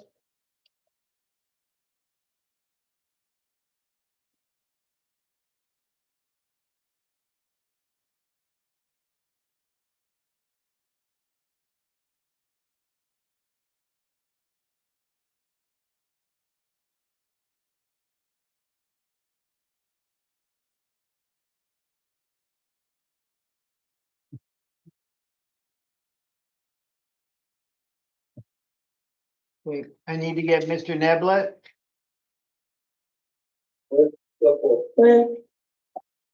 Mr. Neblett, you've got an outstanding KPS, which I don't have a copy of. It says his bond on the KPS was set for $500, but I don't have the KPS. He's advising that he went to court on the 6th and the case was resolved.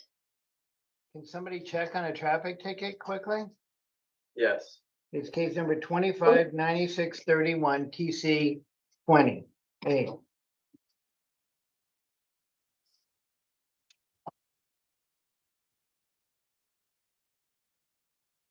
Still shows as pending. The last update that I see in the court file is that the KPS was served yesterday. I wouldn't. Did anything happen on March 6th? No, I wouldn't be surprised if it's taking as many days for the dispo to be uploaded if he did resolve it. But I also want to mention, it looks like the arraignment was set March 13th after the supposed date that he resolved.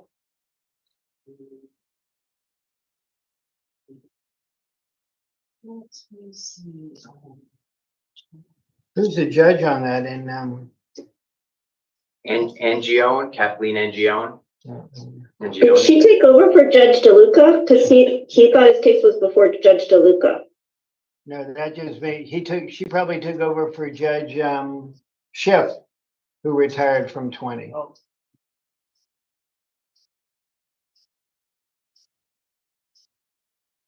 Judge, I'm gonna ask the court to ROR him. I'm not gonna do, hold on, let's see if we can find the paperwork before we do anything. In the meantime, the bond set for $500. Can you post the $500 in the meantime?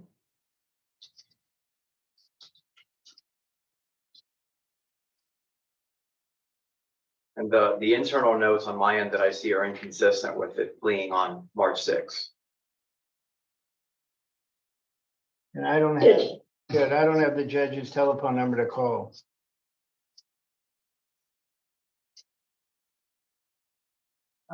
He's probably confusing us with another case. I did a name search and it doesn't, Your Honor, he has $100 available. I don't know that a bondsman will work with him on a $500 bond. it looks like another case played on March 6th, but not this case. You had another case that pled on March 6th, not this case. That appears to be correct. 22-3594 TC28 with a PWLF. It's already posted. You had a driver. Oh, His bond's already posted. Let him know. That's Cinco. I know. You had another case from 22 that you resolved, not the case from 25. Which, I mean, he does appear for court when he knows about his cases, as indicated by his resolution of that case. From Would 22? the court 22? set it at $100? What's the state's position? I defer, Judge. Okay, I'll set this one at $100. Thank you. Okay, but sir, you gotta do this like immediately when you get out. You need to go down to the courthouse at North Courthouse, understand that? Hear me or no? Can you hear me? Yeah, it was me. I had him muted. I'm sorry. He says yes, sir. You have to go down there and get it taken care of immediately, understand? Otherwise, you're gonna have a problem. I reduced your bond to $100. I did it without the other judge's consent, which should be fine based upon the fact that you showed up on a 22 case and took it.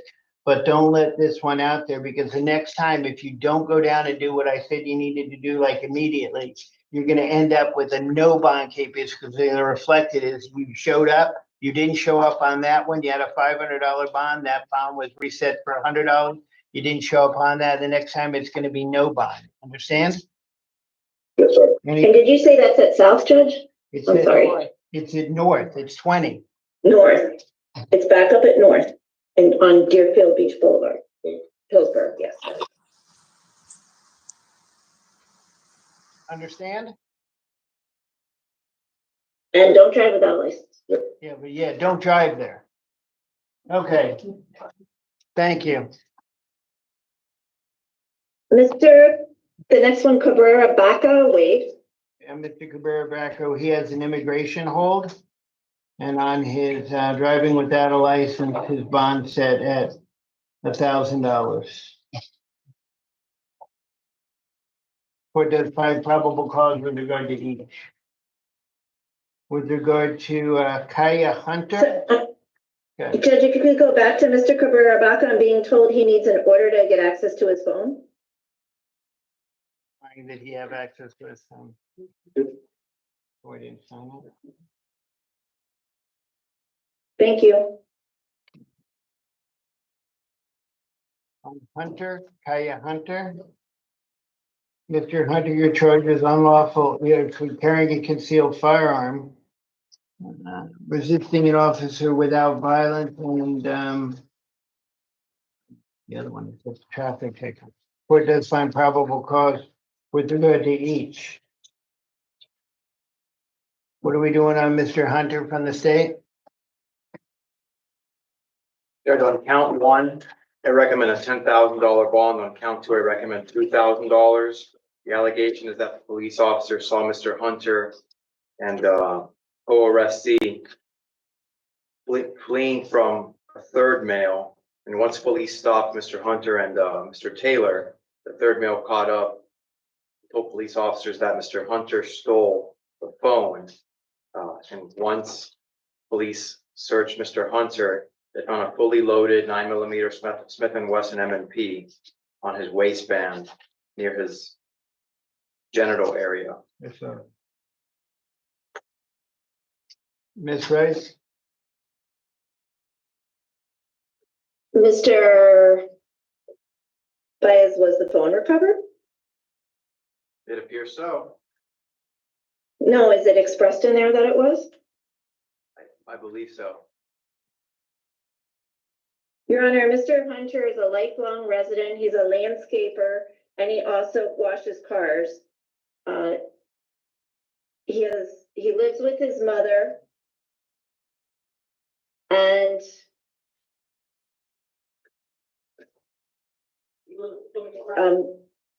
given his age, where he's 19 years old and lives with his mom and works these odd jobs in landscaping and car washing, the amount of $12,000 is tantamount to no bond for him. He can afford a $3,000 bond.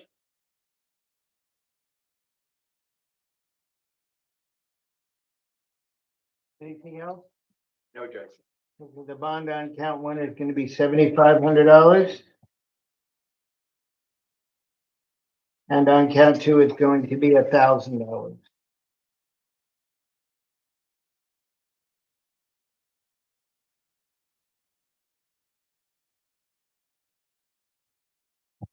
Jermaine Wallace. Mr. Wallace, he's charged with carrying a weapon in the open. It's a rifle, an AK-47 or AR-15, and resisting an officer without violence. Court does find probable cause with regard to each.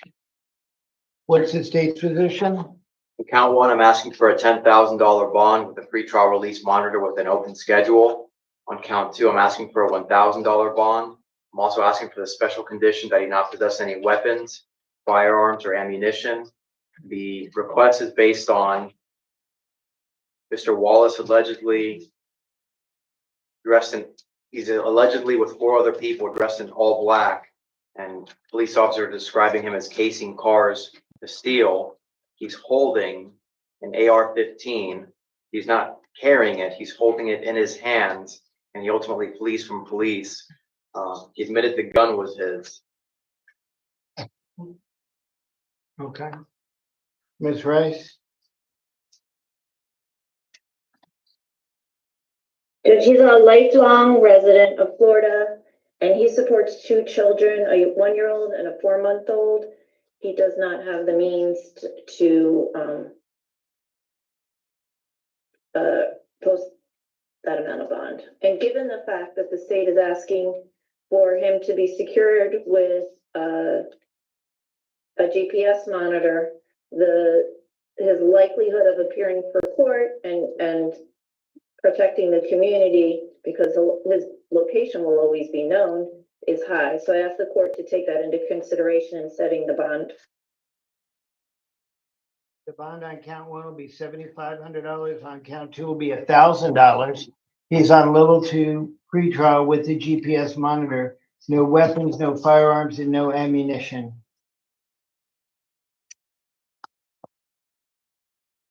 Thank you, Your Honor. Thank you. We'll need the Spanish interpreter for Mr. Perez.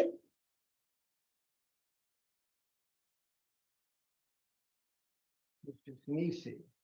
Yes, Your Honor. Mr. Perez, you're charged with leaving the scene of an accident involving property damage, as well as a violation of probation. It's misdemeanor probation. There's a warrant. There's a warrant that was entered by Judge Gottlieb. Go ahead. Yes, Your Honor.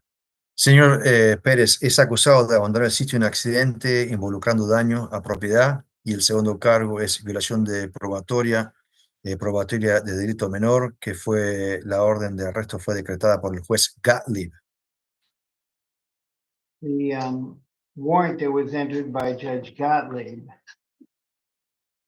in the 22 case sets the bond at $10,000. La orden de arresto que fue decretada por el juez Gottlieb en el caso del 2022 fija la fianza en $10,000. And on count one, what's the state's request? Y con respecto al primer cargo, ¿cuál es la petición de la Fiscalía del Estado? I'm asking for a $5,000 bond with standard pretrial release, random drug testing, and no alcohol and no intoxicants. I'm going to pause for the interpreter. Thank you.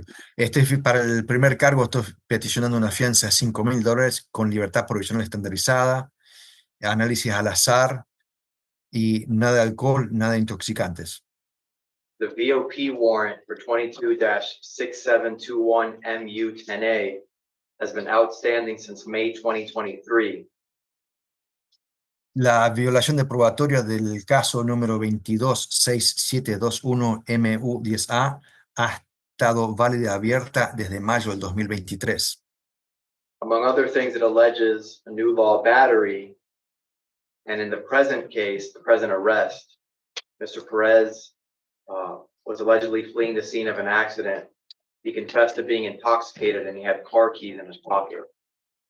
Alegadamente una lesión y en el presente caso estaba huyendo y fugándose de las autoridades y estaba intoxicado y tenía llaves de un vehículo en su bolsillo. This is what I'm asking for under all the circumstances.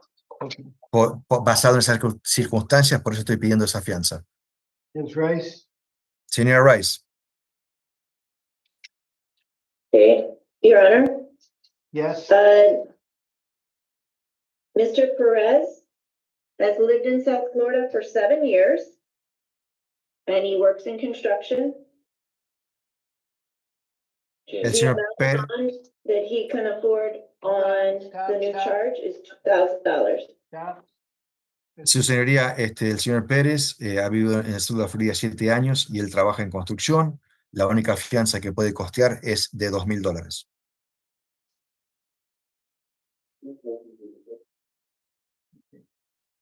So with that, the bond set on count one is $3,000. The bond that was previously set by Judge Gottlieb is $10,000. Con todo eso dicho, entonces para el primer cargo la fianza va a ser fijada en $3,000 y para el segundo la fianza que fue previamente fijada por el juez Gottlieb va a ser de $10,000. And he's going to be set on Judge Gottlieb's docket for March 21st. Y tiene fijada audiencia para el calendario judicial del juez Gottlieb para el 21 de marzo. Thank you, sir. Gracias, señor. How about Mr. Cabezas?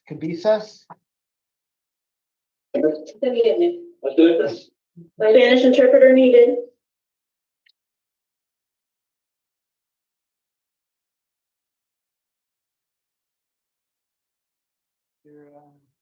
Cabezas, you're charged with DUI and DUI with unlawful blood alcohol.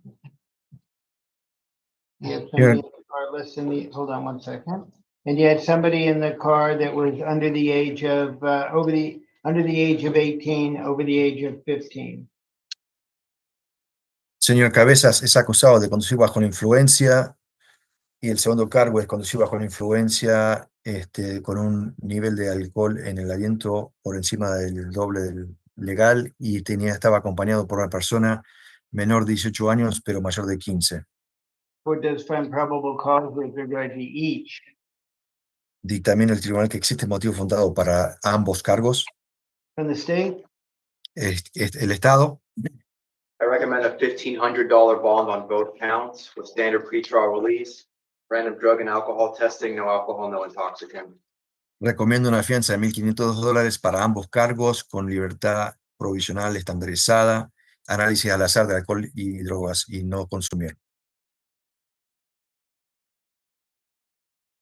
Ms. Rice? Yes, Your Honor.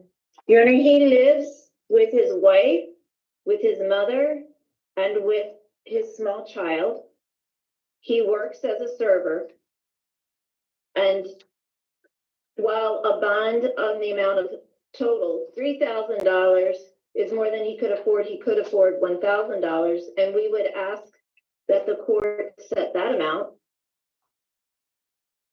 given the request for standard, with conditions.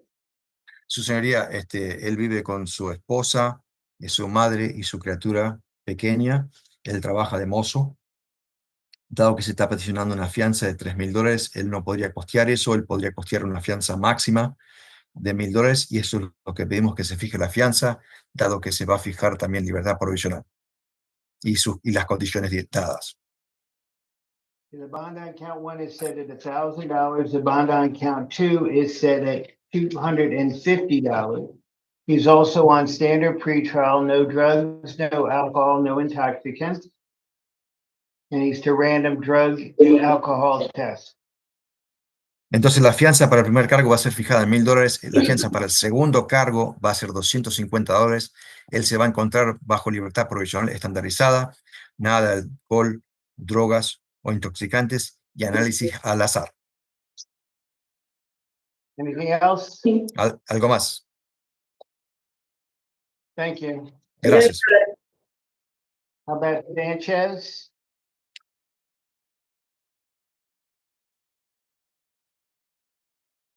Mr. Sanchez? Spanish interpreter? Yeah. Mr. Sanchez, you're charged with DUI and driving on a learner's permit. Señor Sánchez es acusado de conducir bajo la influencia y conducir con una licencia de aprendizaje. Put this on probable cause with regard to both. Dictamina que existe motivo fundado para ambos. Mr. Paez from the state. Señor Páez, de parte del Estado. I recommend a $2,000 bond with standard pretrial release, random drug and alcohol testing, and no alcohol, no intoxicants. It's based on Mr. Sanchez Palacios allegedly being found unconscious behind the wheel and 2.172 blood alcohol readings or breath alcohol readings. Se recomienda una fianza de $2,000 para el señor Sánchez. Libertad provisional estandarizada, análisis al azar, nada de alcohol, nada de intoxicantes. Está basado en que se lo encontró al señor Sánchez Palacios inconsciente detrás del volante con 2 lecturas de alcohol en la sangre de .217. Response? Respuesta. Your Honor, Mr. Sanchez Palacios lives with his cousin, and he has a job installing cameras. I think that means security systems. He has the ability to post $1,000. This is a first offense. And if the court imposes the standard pretrial with the special conditions of no alcohol or intoxicants, that will address the other concerns of the state. Su señoría, él estaba con su primo, ellos instalan cámaras de seguridad. Estaríamos peticionando una fianza máxima de $1,000. Es la primera vez que comete un delito. Y si se imponen las condiciones de libertad provisional y las otras condiciones de tener alcohol o intoxicantes, eso abordaría la temática de la preocupación de la seguridad del público. With regard to Mr. Sanchez, court's going to set the bond on count 1 at $1,500 and the bond on count 2 at $100. Con respecto al señor Sánchez, va a fijar la fianza en el primer cargo en $1,500 y el segundo va a ser $100. He's going to also be on standard pretrial. También va a estar bajo libertad provisional. No drugs, no alcohol, no intoxicants, and to random drug screening, random drug and alcohol screening. Nada de alcohol, nada de drogas y nada de intoxicantes y análisis al azar de drogas y alcohol. Okay, count 2 is a traffic ticket, so he doesn't need a bond. It's just $1,500 on count 1. Y el segundo cargo era simplemente una infracción de tránsito, así que la fianza va a ser solamente de $1,500 para el primer cargo. Anything else? ¿Algo más? Nope. Okay. No. Thank you. Thank you. On Mr. She had a court does find probable cause with regard to the capias that was issued in case number 231277. His bond on that is $50. Your Honor, is there a municipal public defender present? Nope. Does you want to resolve it without a lawyer? For time served? Do you want to The resolve judge it? is asking, I can't represent him, right? So listen carefully to the judge. You want to represent yourself and resolve it for time served by entering a guilty plea? Or do you want to fight it? Right.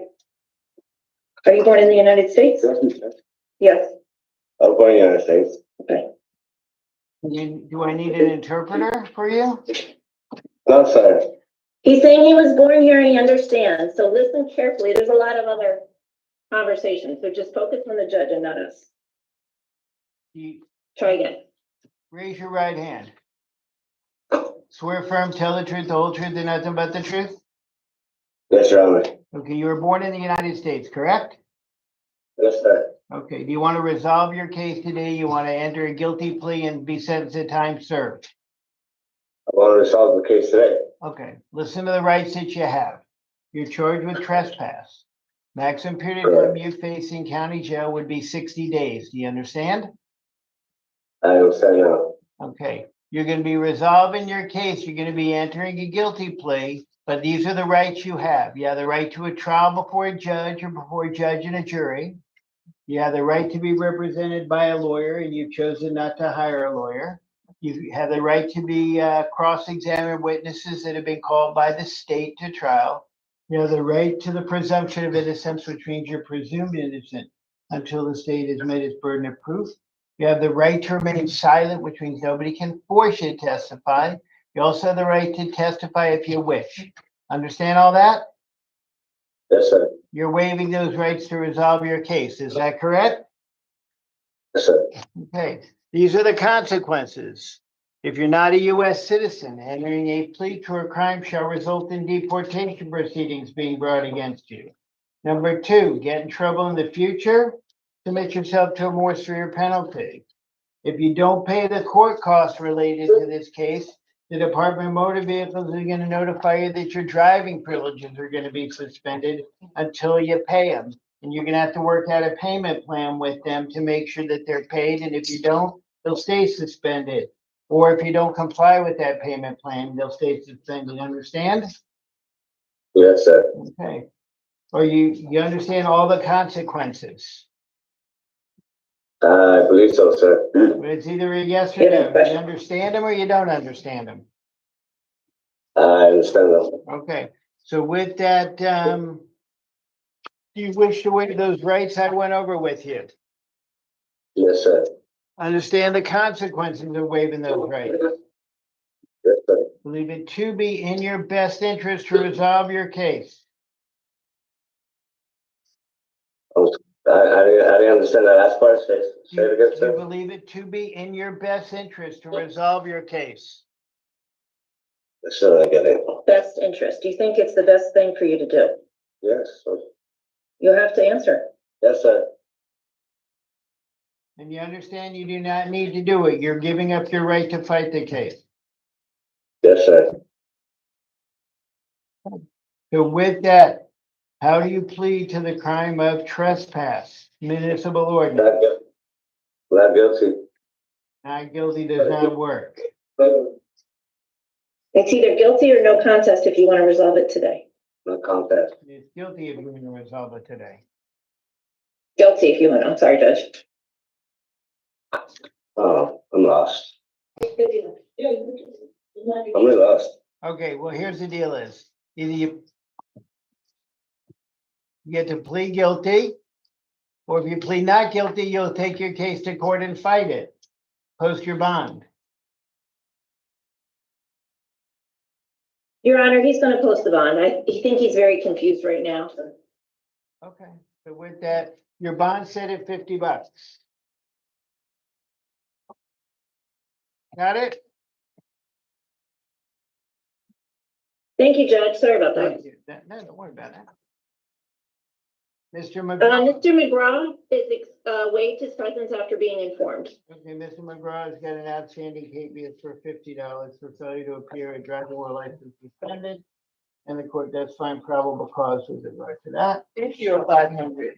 What did I say, 500? Did I say 50? You say 50. 500. Okay. Sorry, my fault. I'm confused. I'm kidding. Okay, Mr. Pinata, you're charged.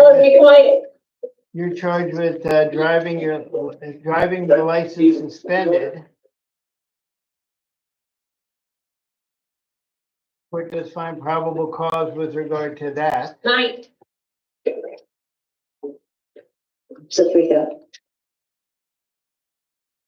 State, I defer. I'll set his bond at $100. Beautiful.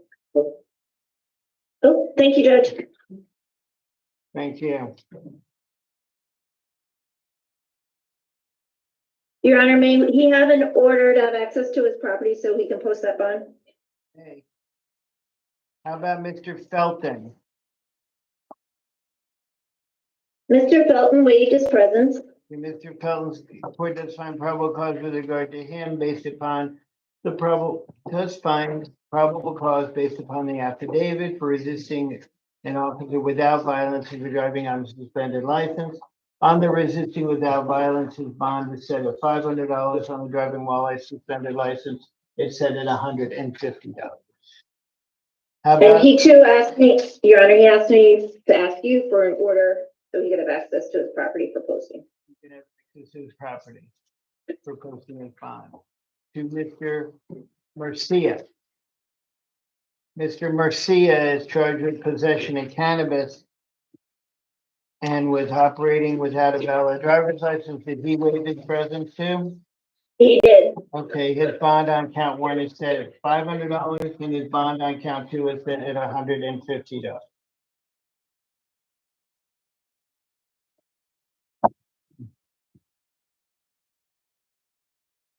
With regard to Rick McCauley. He waived his He presence. refused. Okay, Mr. McCauley's bond on petty theft, third or subsequent offense is set at $2,500 and his bond on trespassing is set at $500. The court did find probable cause. With regard to Spencer, the court find as is he here, Mr. Spencer? Who refused to? He's coming up. Mr. Spencer's approaching. Okay, court does find probable cause with regard to possession with intent to sell or deliver cocaine and have a weapon when he was arrested on that charge. As to the state. Judge, a gun was found on the platform, the passenger floor well. I'm asking for on count one, $5,000, count two, $5,000. Ms. Spencer. Ms. Rice, on behalf of Mr. Spencer. Thank you, Judge. Mr. Spencer is a lifelong resident of South Florida. He works as a security officer. He lives with his mother and he has 5 children that he supports. A 15-year-old, twin 12-year-olds, an 8-year-old, and a 1-year-old. They live with their mother, but he does pay child support and he supports them financially. Because of this, we're asking the judge, Your Honor, to set the bond, the total bond, so maybe $2,000 each count for a total of $4,000.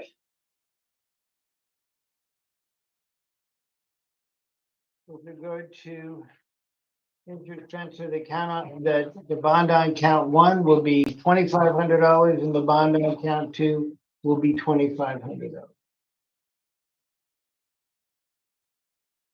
Anything else with regard to Mr. Spencer? No, Your Honor, thank you. Thank you.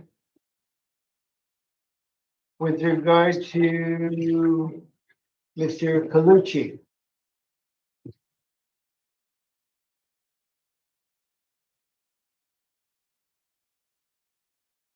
Mr. Colucci, you've got two charges: aggravated stalking, harassing, or cyber attack, cyber stalking, and intimidation by threat. Court's reviewed the warrant for arrest and the allegations that are set therefor, as well as the affidavit for arrest. Has anybody spoke to Ms. Powell? Not that I know of.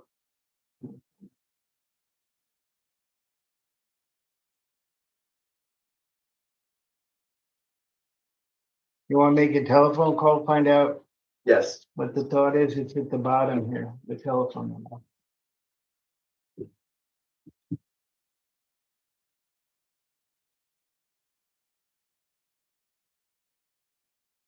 Because it's a warrant, I don't think the alleged victim's phone number is going to be in the I can give it paperwork. to you.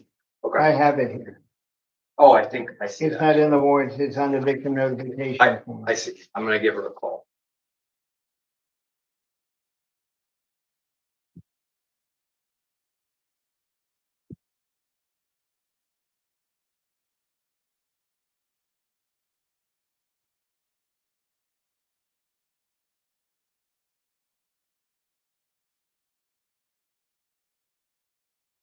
Her phone is turned off.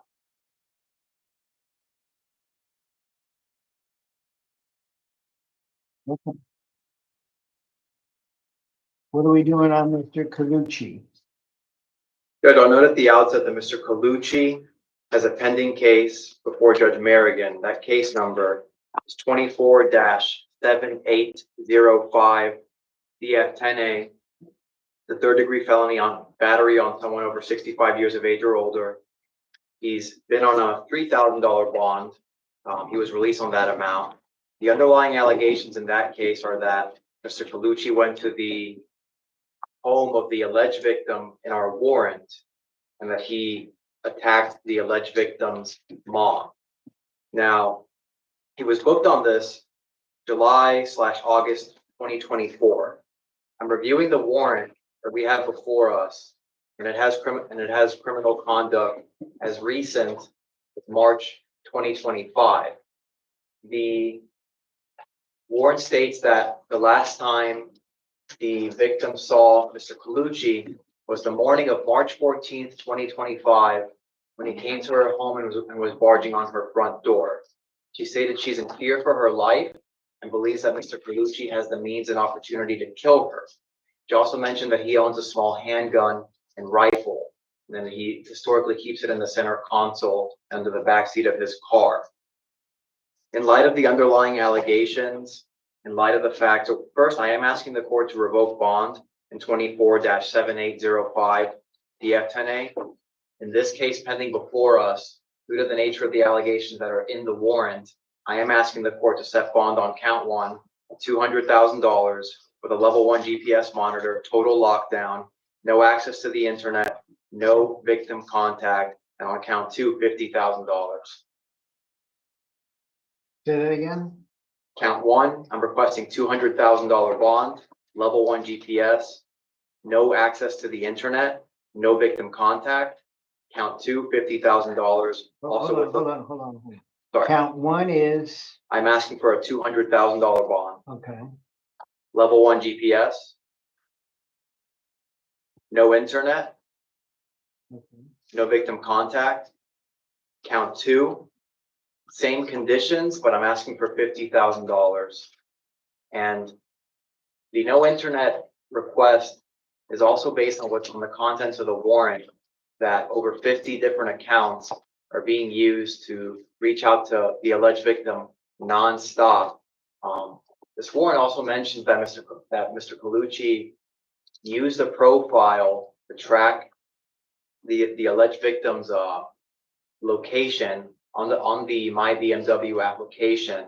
There's allegations that he's gone to the residence multiple times. There's multiple threats to kill, and a lot of this is happening while he's out on bond in a case where he battered the mom of this alleged victim.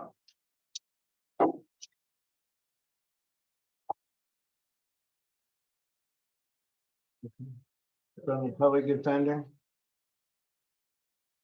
Your Honor, just one thing to note, the last thing that, my colleague said there at the state attorney's office, that it was conclusive that he battered the alleged victim in the 2024 case.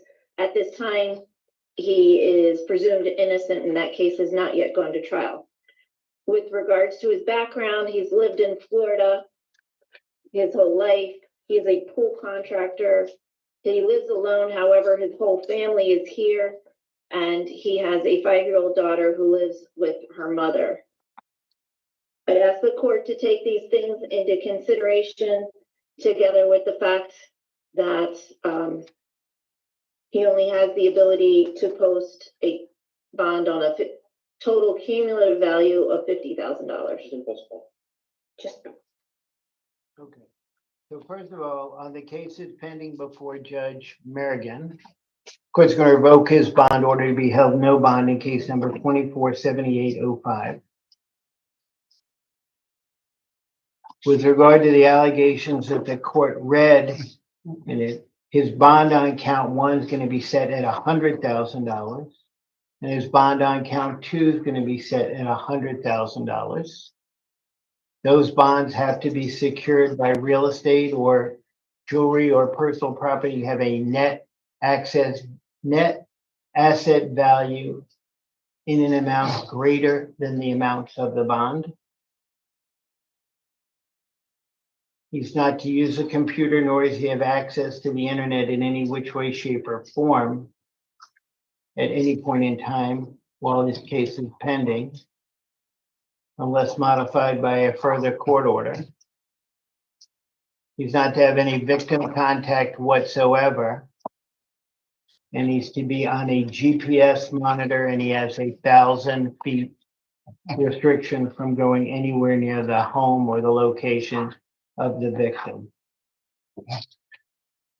What level is the GPS open schedule?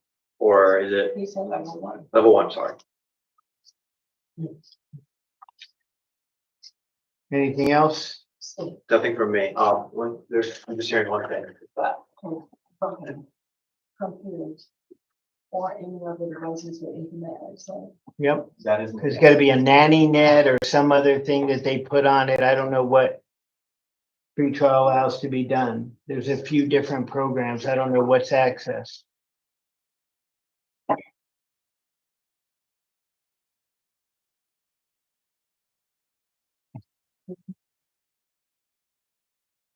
Approach? Yes. It's for the bond revocation. Okay.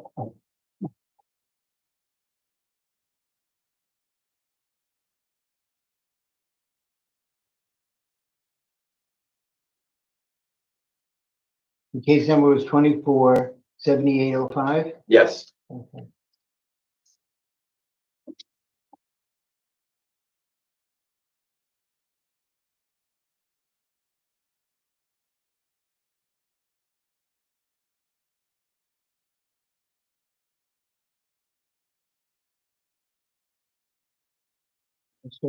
Oh, we're running behind. Mr. Durham. We only have another 4,000 to go. I'm poking today. Sorry, guys. Ladies, I'm poking. Mr. Durham.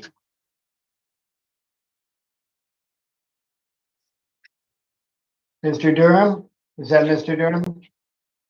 it is. Okay, Mr. Durham, you've got a new charge of driving while license suspended.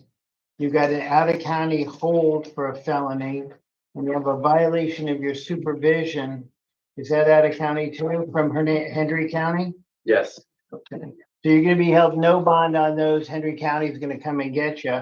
And you're driving while license suspended. What says the state? I defer, Judge. Okay, that bond's gonna be set at $500. However, on the other, your Henry County is gonna come and get you because you're held no bond. And the court having found probable cause. Understand that, Mr. Henry? Thank you, Judge. Mr. Durham. $500 is your fine.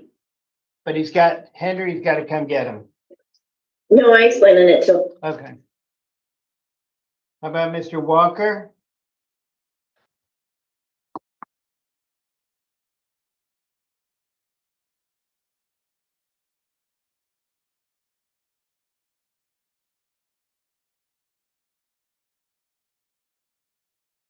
Mr. Walker, you're charged with corruption by threat and resisting without violence.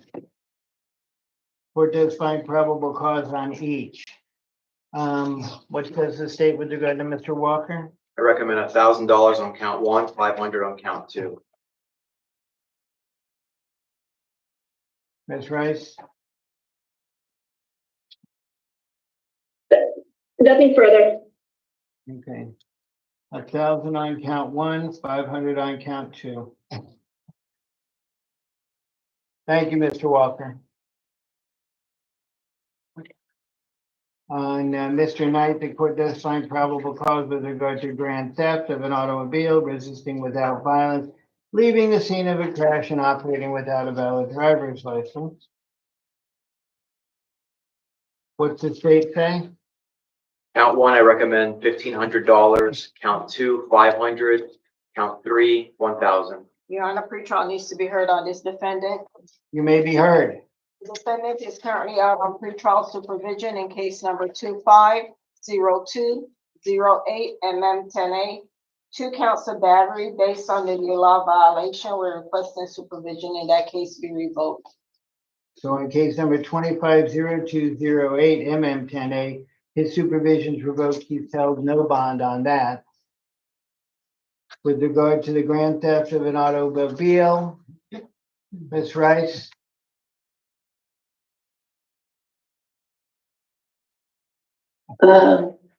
Judge, so if I understand correctly on this new case, the state is asking for the bond to be set at a cumulative amount of $3,000? Yes. And the pretrial is asking to revoke his bond in another case that's a misdemeanor? Yes. Okay. Your Honor, I'd like for you to take into consideration the following. He just turned 18 years old in November. He's a lifelong resident of Florida. He works at the Wawa as a stock person and a food prepper. He lives with his mother and he has a GED.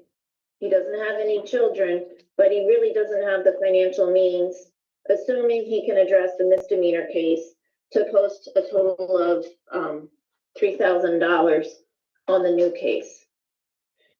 I'd ask Your Honor to take all of this into consideration as well as his age and maturity. Count 1, the bond's going to be set at $1,000. On count 2, the bond's going to be set at $500. On count 3, the bond's going to be set at $250. Does he need a bond on operating without a license, or is that bond set at $100? His bond's been revoked on the 25 case, and when he goes before the judge on the 25 case, they can adjust his bonds on this case if they feel appropriate, even though one of them happens to be a felony. Thank you, Judge. Non-revoking? Huh?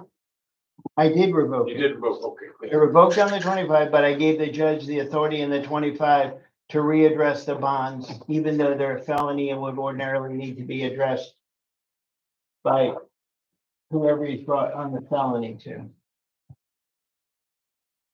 And that's because of his age.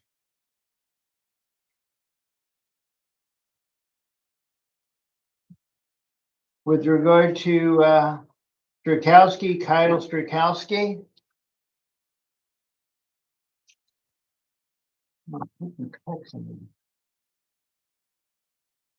Sorry. Go for Strakowski?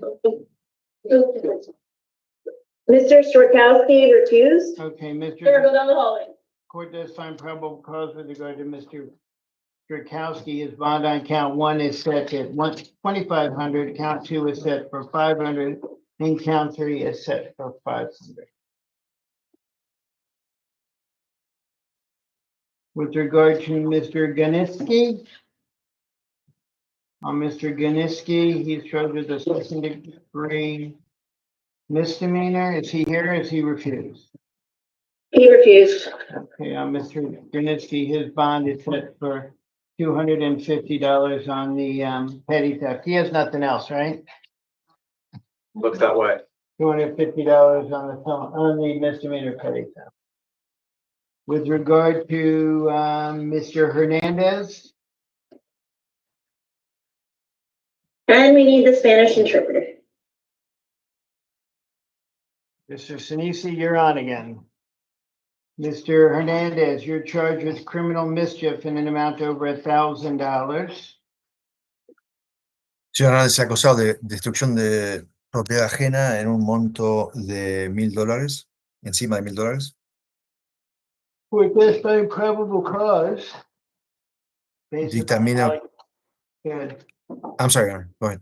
I said, the court does find probable cause based upon the allegations that are set forth in the affidavit. Dictamina el tribunal que existe motivo fundado basado en las alegaciones en el informe policial. What says the state? ¿Qué dice el Estado? Defer, Judge. Diferimos al juez. From the public defender's office? La oficina del abogado público. Your Honor, Mr. Hernandez has lived in South Florida for 22 years.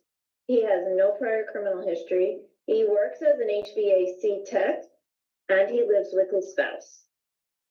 El señor, To take those things into consideration, together with the fact that he cannot afford a bond more than $2,000. I'm sorry, counsel, no more than what? 2,000, she said. El señor Hernández ha vivido en el sur de la Florida 22 años, no tiene antecedentes, él trabaja como técnico de aire acondicionado, vive con su esposa. Peticionaríamos que tengan esas cosas en consideración cuando fijen la fianza. Él no puede costear una fianza más del $3,000.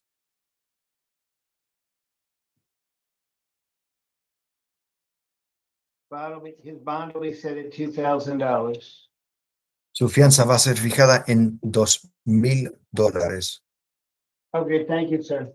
Gracias, señor. Oh, Mr. Castillo? Thank you. You're welcome.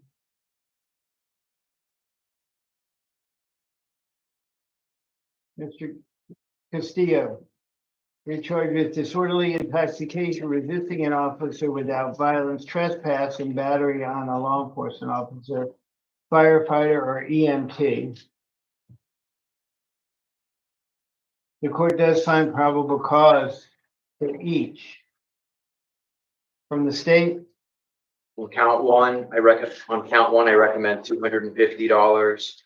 Count two, $500. Count three, $250. Count four, $1,000. Ms. Rice?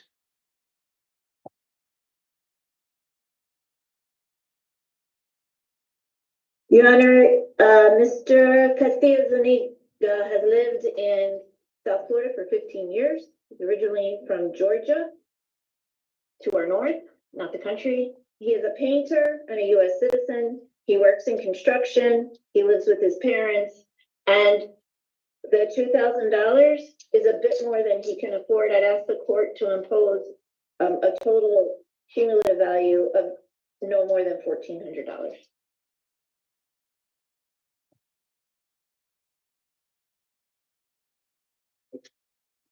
On the disorderly conduct, it'll be $100. On the resisting without violence, it'll be $250. On the trespass, it will be $150. And on the battery, it'll be $1,000. And that may be a little bit more than what you're asking for. It's $1,450 total. Anything further with regard to Mr. Castillo? No, thank you, Judge. Thank you. Mr. Volsi? Mr. Castillo, we're done with you. That's not my strong point, sorry, Judge. Mr. Volsi, You're charged with grand theft of an automobile and resisting without violence. The court does find probable cause with regard to each. What's the state's position? Recommend $2,000, Judge. Total? Sorry, on count 1 and count 2, $250. Ms. Rice?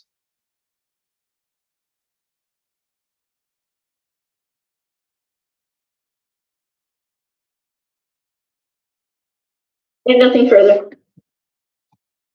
So it's gonna be $1,500 on count 1 and $250 on count 2.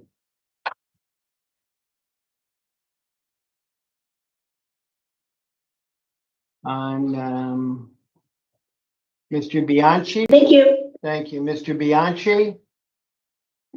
He refused, Your Honor. Okay, Mr. Bianchi, on the disorderly conduct, it's gonna be $100. And on the battery on lawful, it's gonna be $2,500. That was 25 or 35? 2,500. Thank you. Court does find probable cause. Mr. Sip, the court does find probable cause. He's got a violation of probation before Judge Coleman. That's no bond. Is he there? Is he refused on the others? Refused. Okay, on the petty theft, his bond is set at $250. On the resisting with violence, his bond is set at $250. And again, he's no bond on the violation of supervision.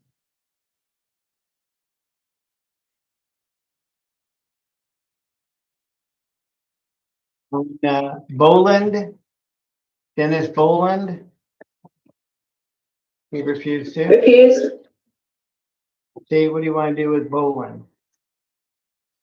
On each count, I recommend $2,500. He was found with 9 prepackaged small plastic see-through baggies, multiple different size plastic see-through baggies in the bag. Aside from these, 2 scales, 2 glass pipes. That's my recommendation. Okay. He doesn't have anything else pending? Let me triple check, but I just remember the tattoo notification. doesn't look like it. Could be just a common one because it's first name. Okay. Anyway, with regard to Mr. Boland, count 1 is $2,500 and count 2 is $2,500. I think everybody named Dennis has a tattoo says Dennis. Not everybody, but that's what I recognize in it. I don't know that I know. On Eric Shaw, Mr. Shaw, he refused also. He did. Did we do Mr. Rios? We skipped Rios. I didn't Judge, get do you want to come back to Mr. Rios? I'll come back to him. I'm just going in order. I may have messed him up when I took out some of those other ones to pull them out of order. So on Mr. Shaw, he refused. Court does find probable cause for him to be in custody. His bond set at $2,500. Now we'll do Mr. Rios. Mr. Where is he? Denise, we need you. Mr. Rios. Mr. Rios, you're charged with operating a motor vehicle without a license. And you have an outstanding violation of community control of probation. On the violation, you are no bond. And that's in, I think it's Collier. Collier County. Collier County. So you're being held on a pickup order for there. And on the operation, good, I'm sorry. Mr. Sinis, you got it? I was gonna say. Yes, Your Honor. This needs to help. I can go. Señor Ríos es acusado de operar sin licencia válida y el segundo cargo es una violación de probatoria o arresto domiciliario. Esa orden de arresto es sin fianza y es del condado de Collier. Hay una orden de detención para recogerlo del condado de Collier. And on the operating without a valid driver's license, what says the state? Y con respecto al cargo de operar sin licencia válida, ¿qué dice el Estado dice que difiere a su señoría. That's set an amount of $250. Y esa fianza va a ser fijada en un monto de $250. So it's clear, Mr. Rios, nobody, you got a case out of Collier County, they're gonna come get you on? And you've got a case, good, I'm sorry. No, go ahead. And you have a case? and you have a case that's, here that's $250. Así que, señor Ríos, tiene un caso que lo van a venir a buscar del condado de Collier y tiene otro caso aquí y la fianza para el caso de aquí está fijado en $250. Your Honor, would you be able to set the no valid at $100? I'm concerned that if he can't set the $250, then he won't be able to go over to Collier County with his VOP. Su señoría, ¿podría usted, por favor, fijar la fianza en $100 para el primer cargo? Tengo miedo de que si no puede pagar la fianza de $250, no va a poder ir al condado de Collier para arreglar el tema allí. The answer is no, ma'am, I'm comfortable with the $250 given the allegation. No, señora, la respuesta es que no, ya que me siento cómodo con los $250 dado las alegaciones. Thank you. Gracias. Douglas?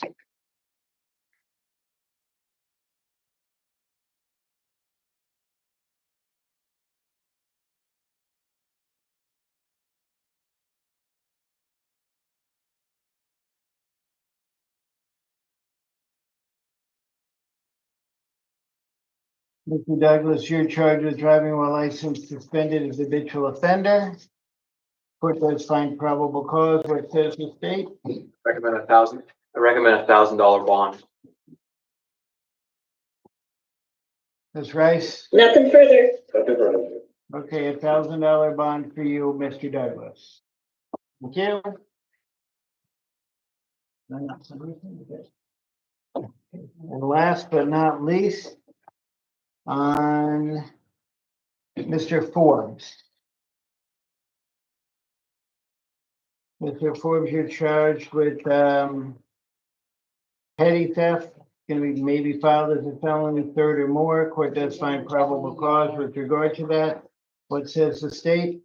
Recommend $1,000 bond, and I believe probably just mentioned. No, the judge said that maybe follow as a Oh, felony. okay. I was telling him that it's a felony. It is a felony, it's listed there? Okay. Sometimes they do, sometimes they don't.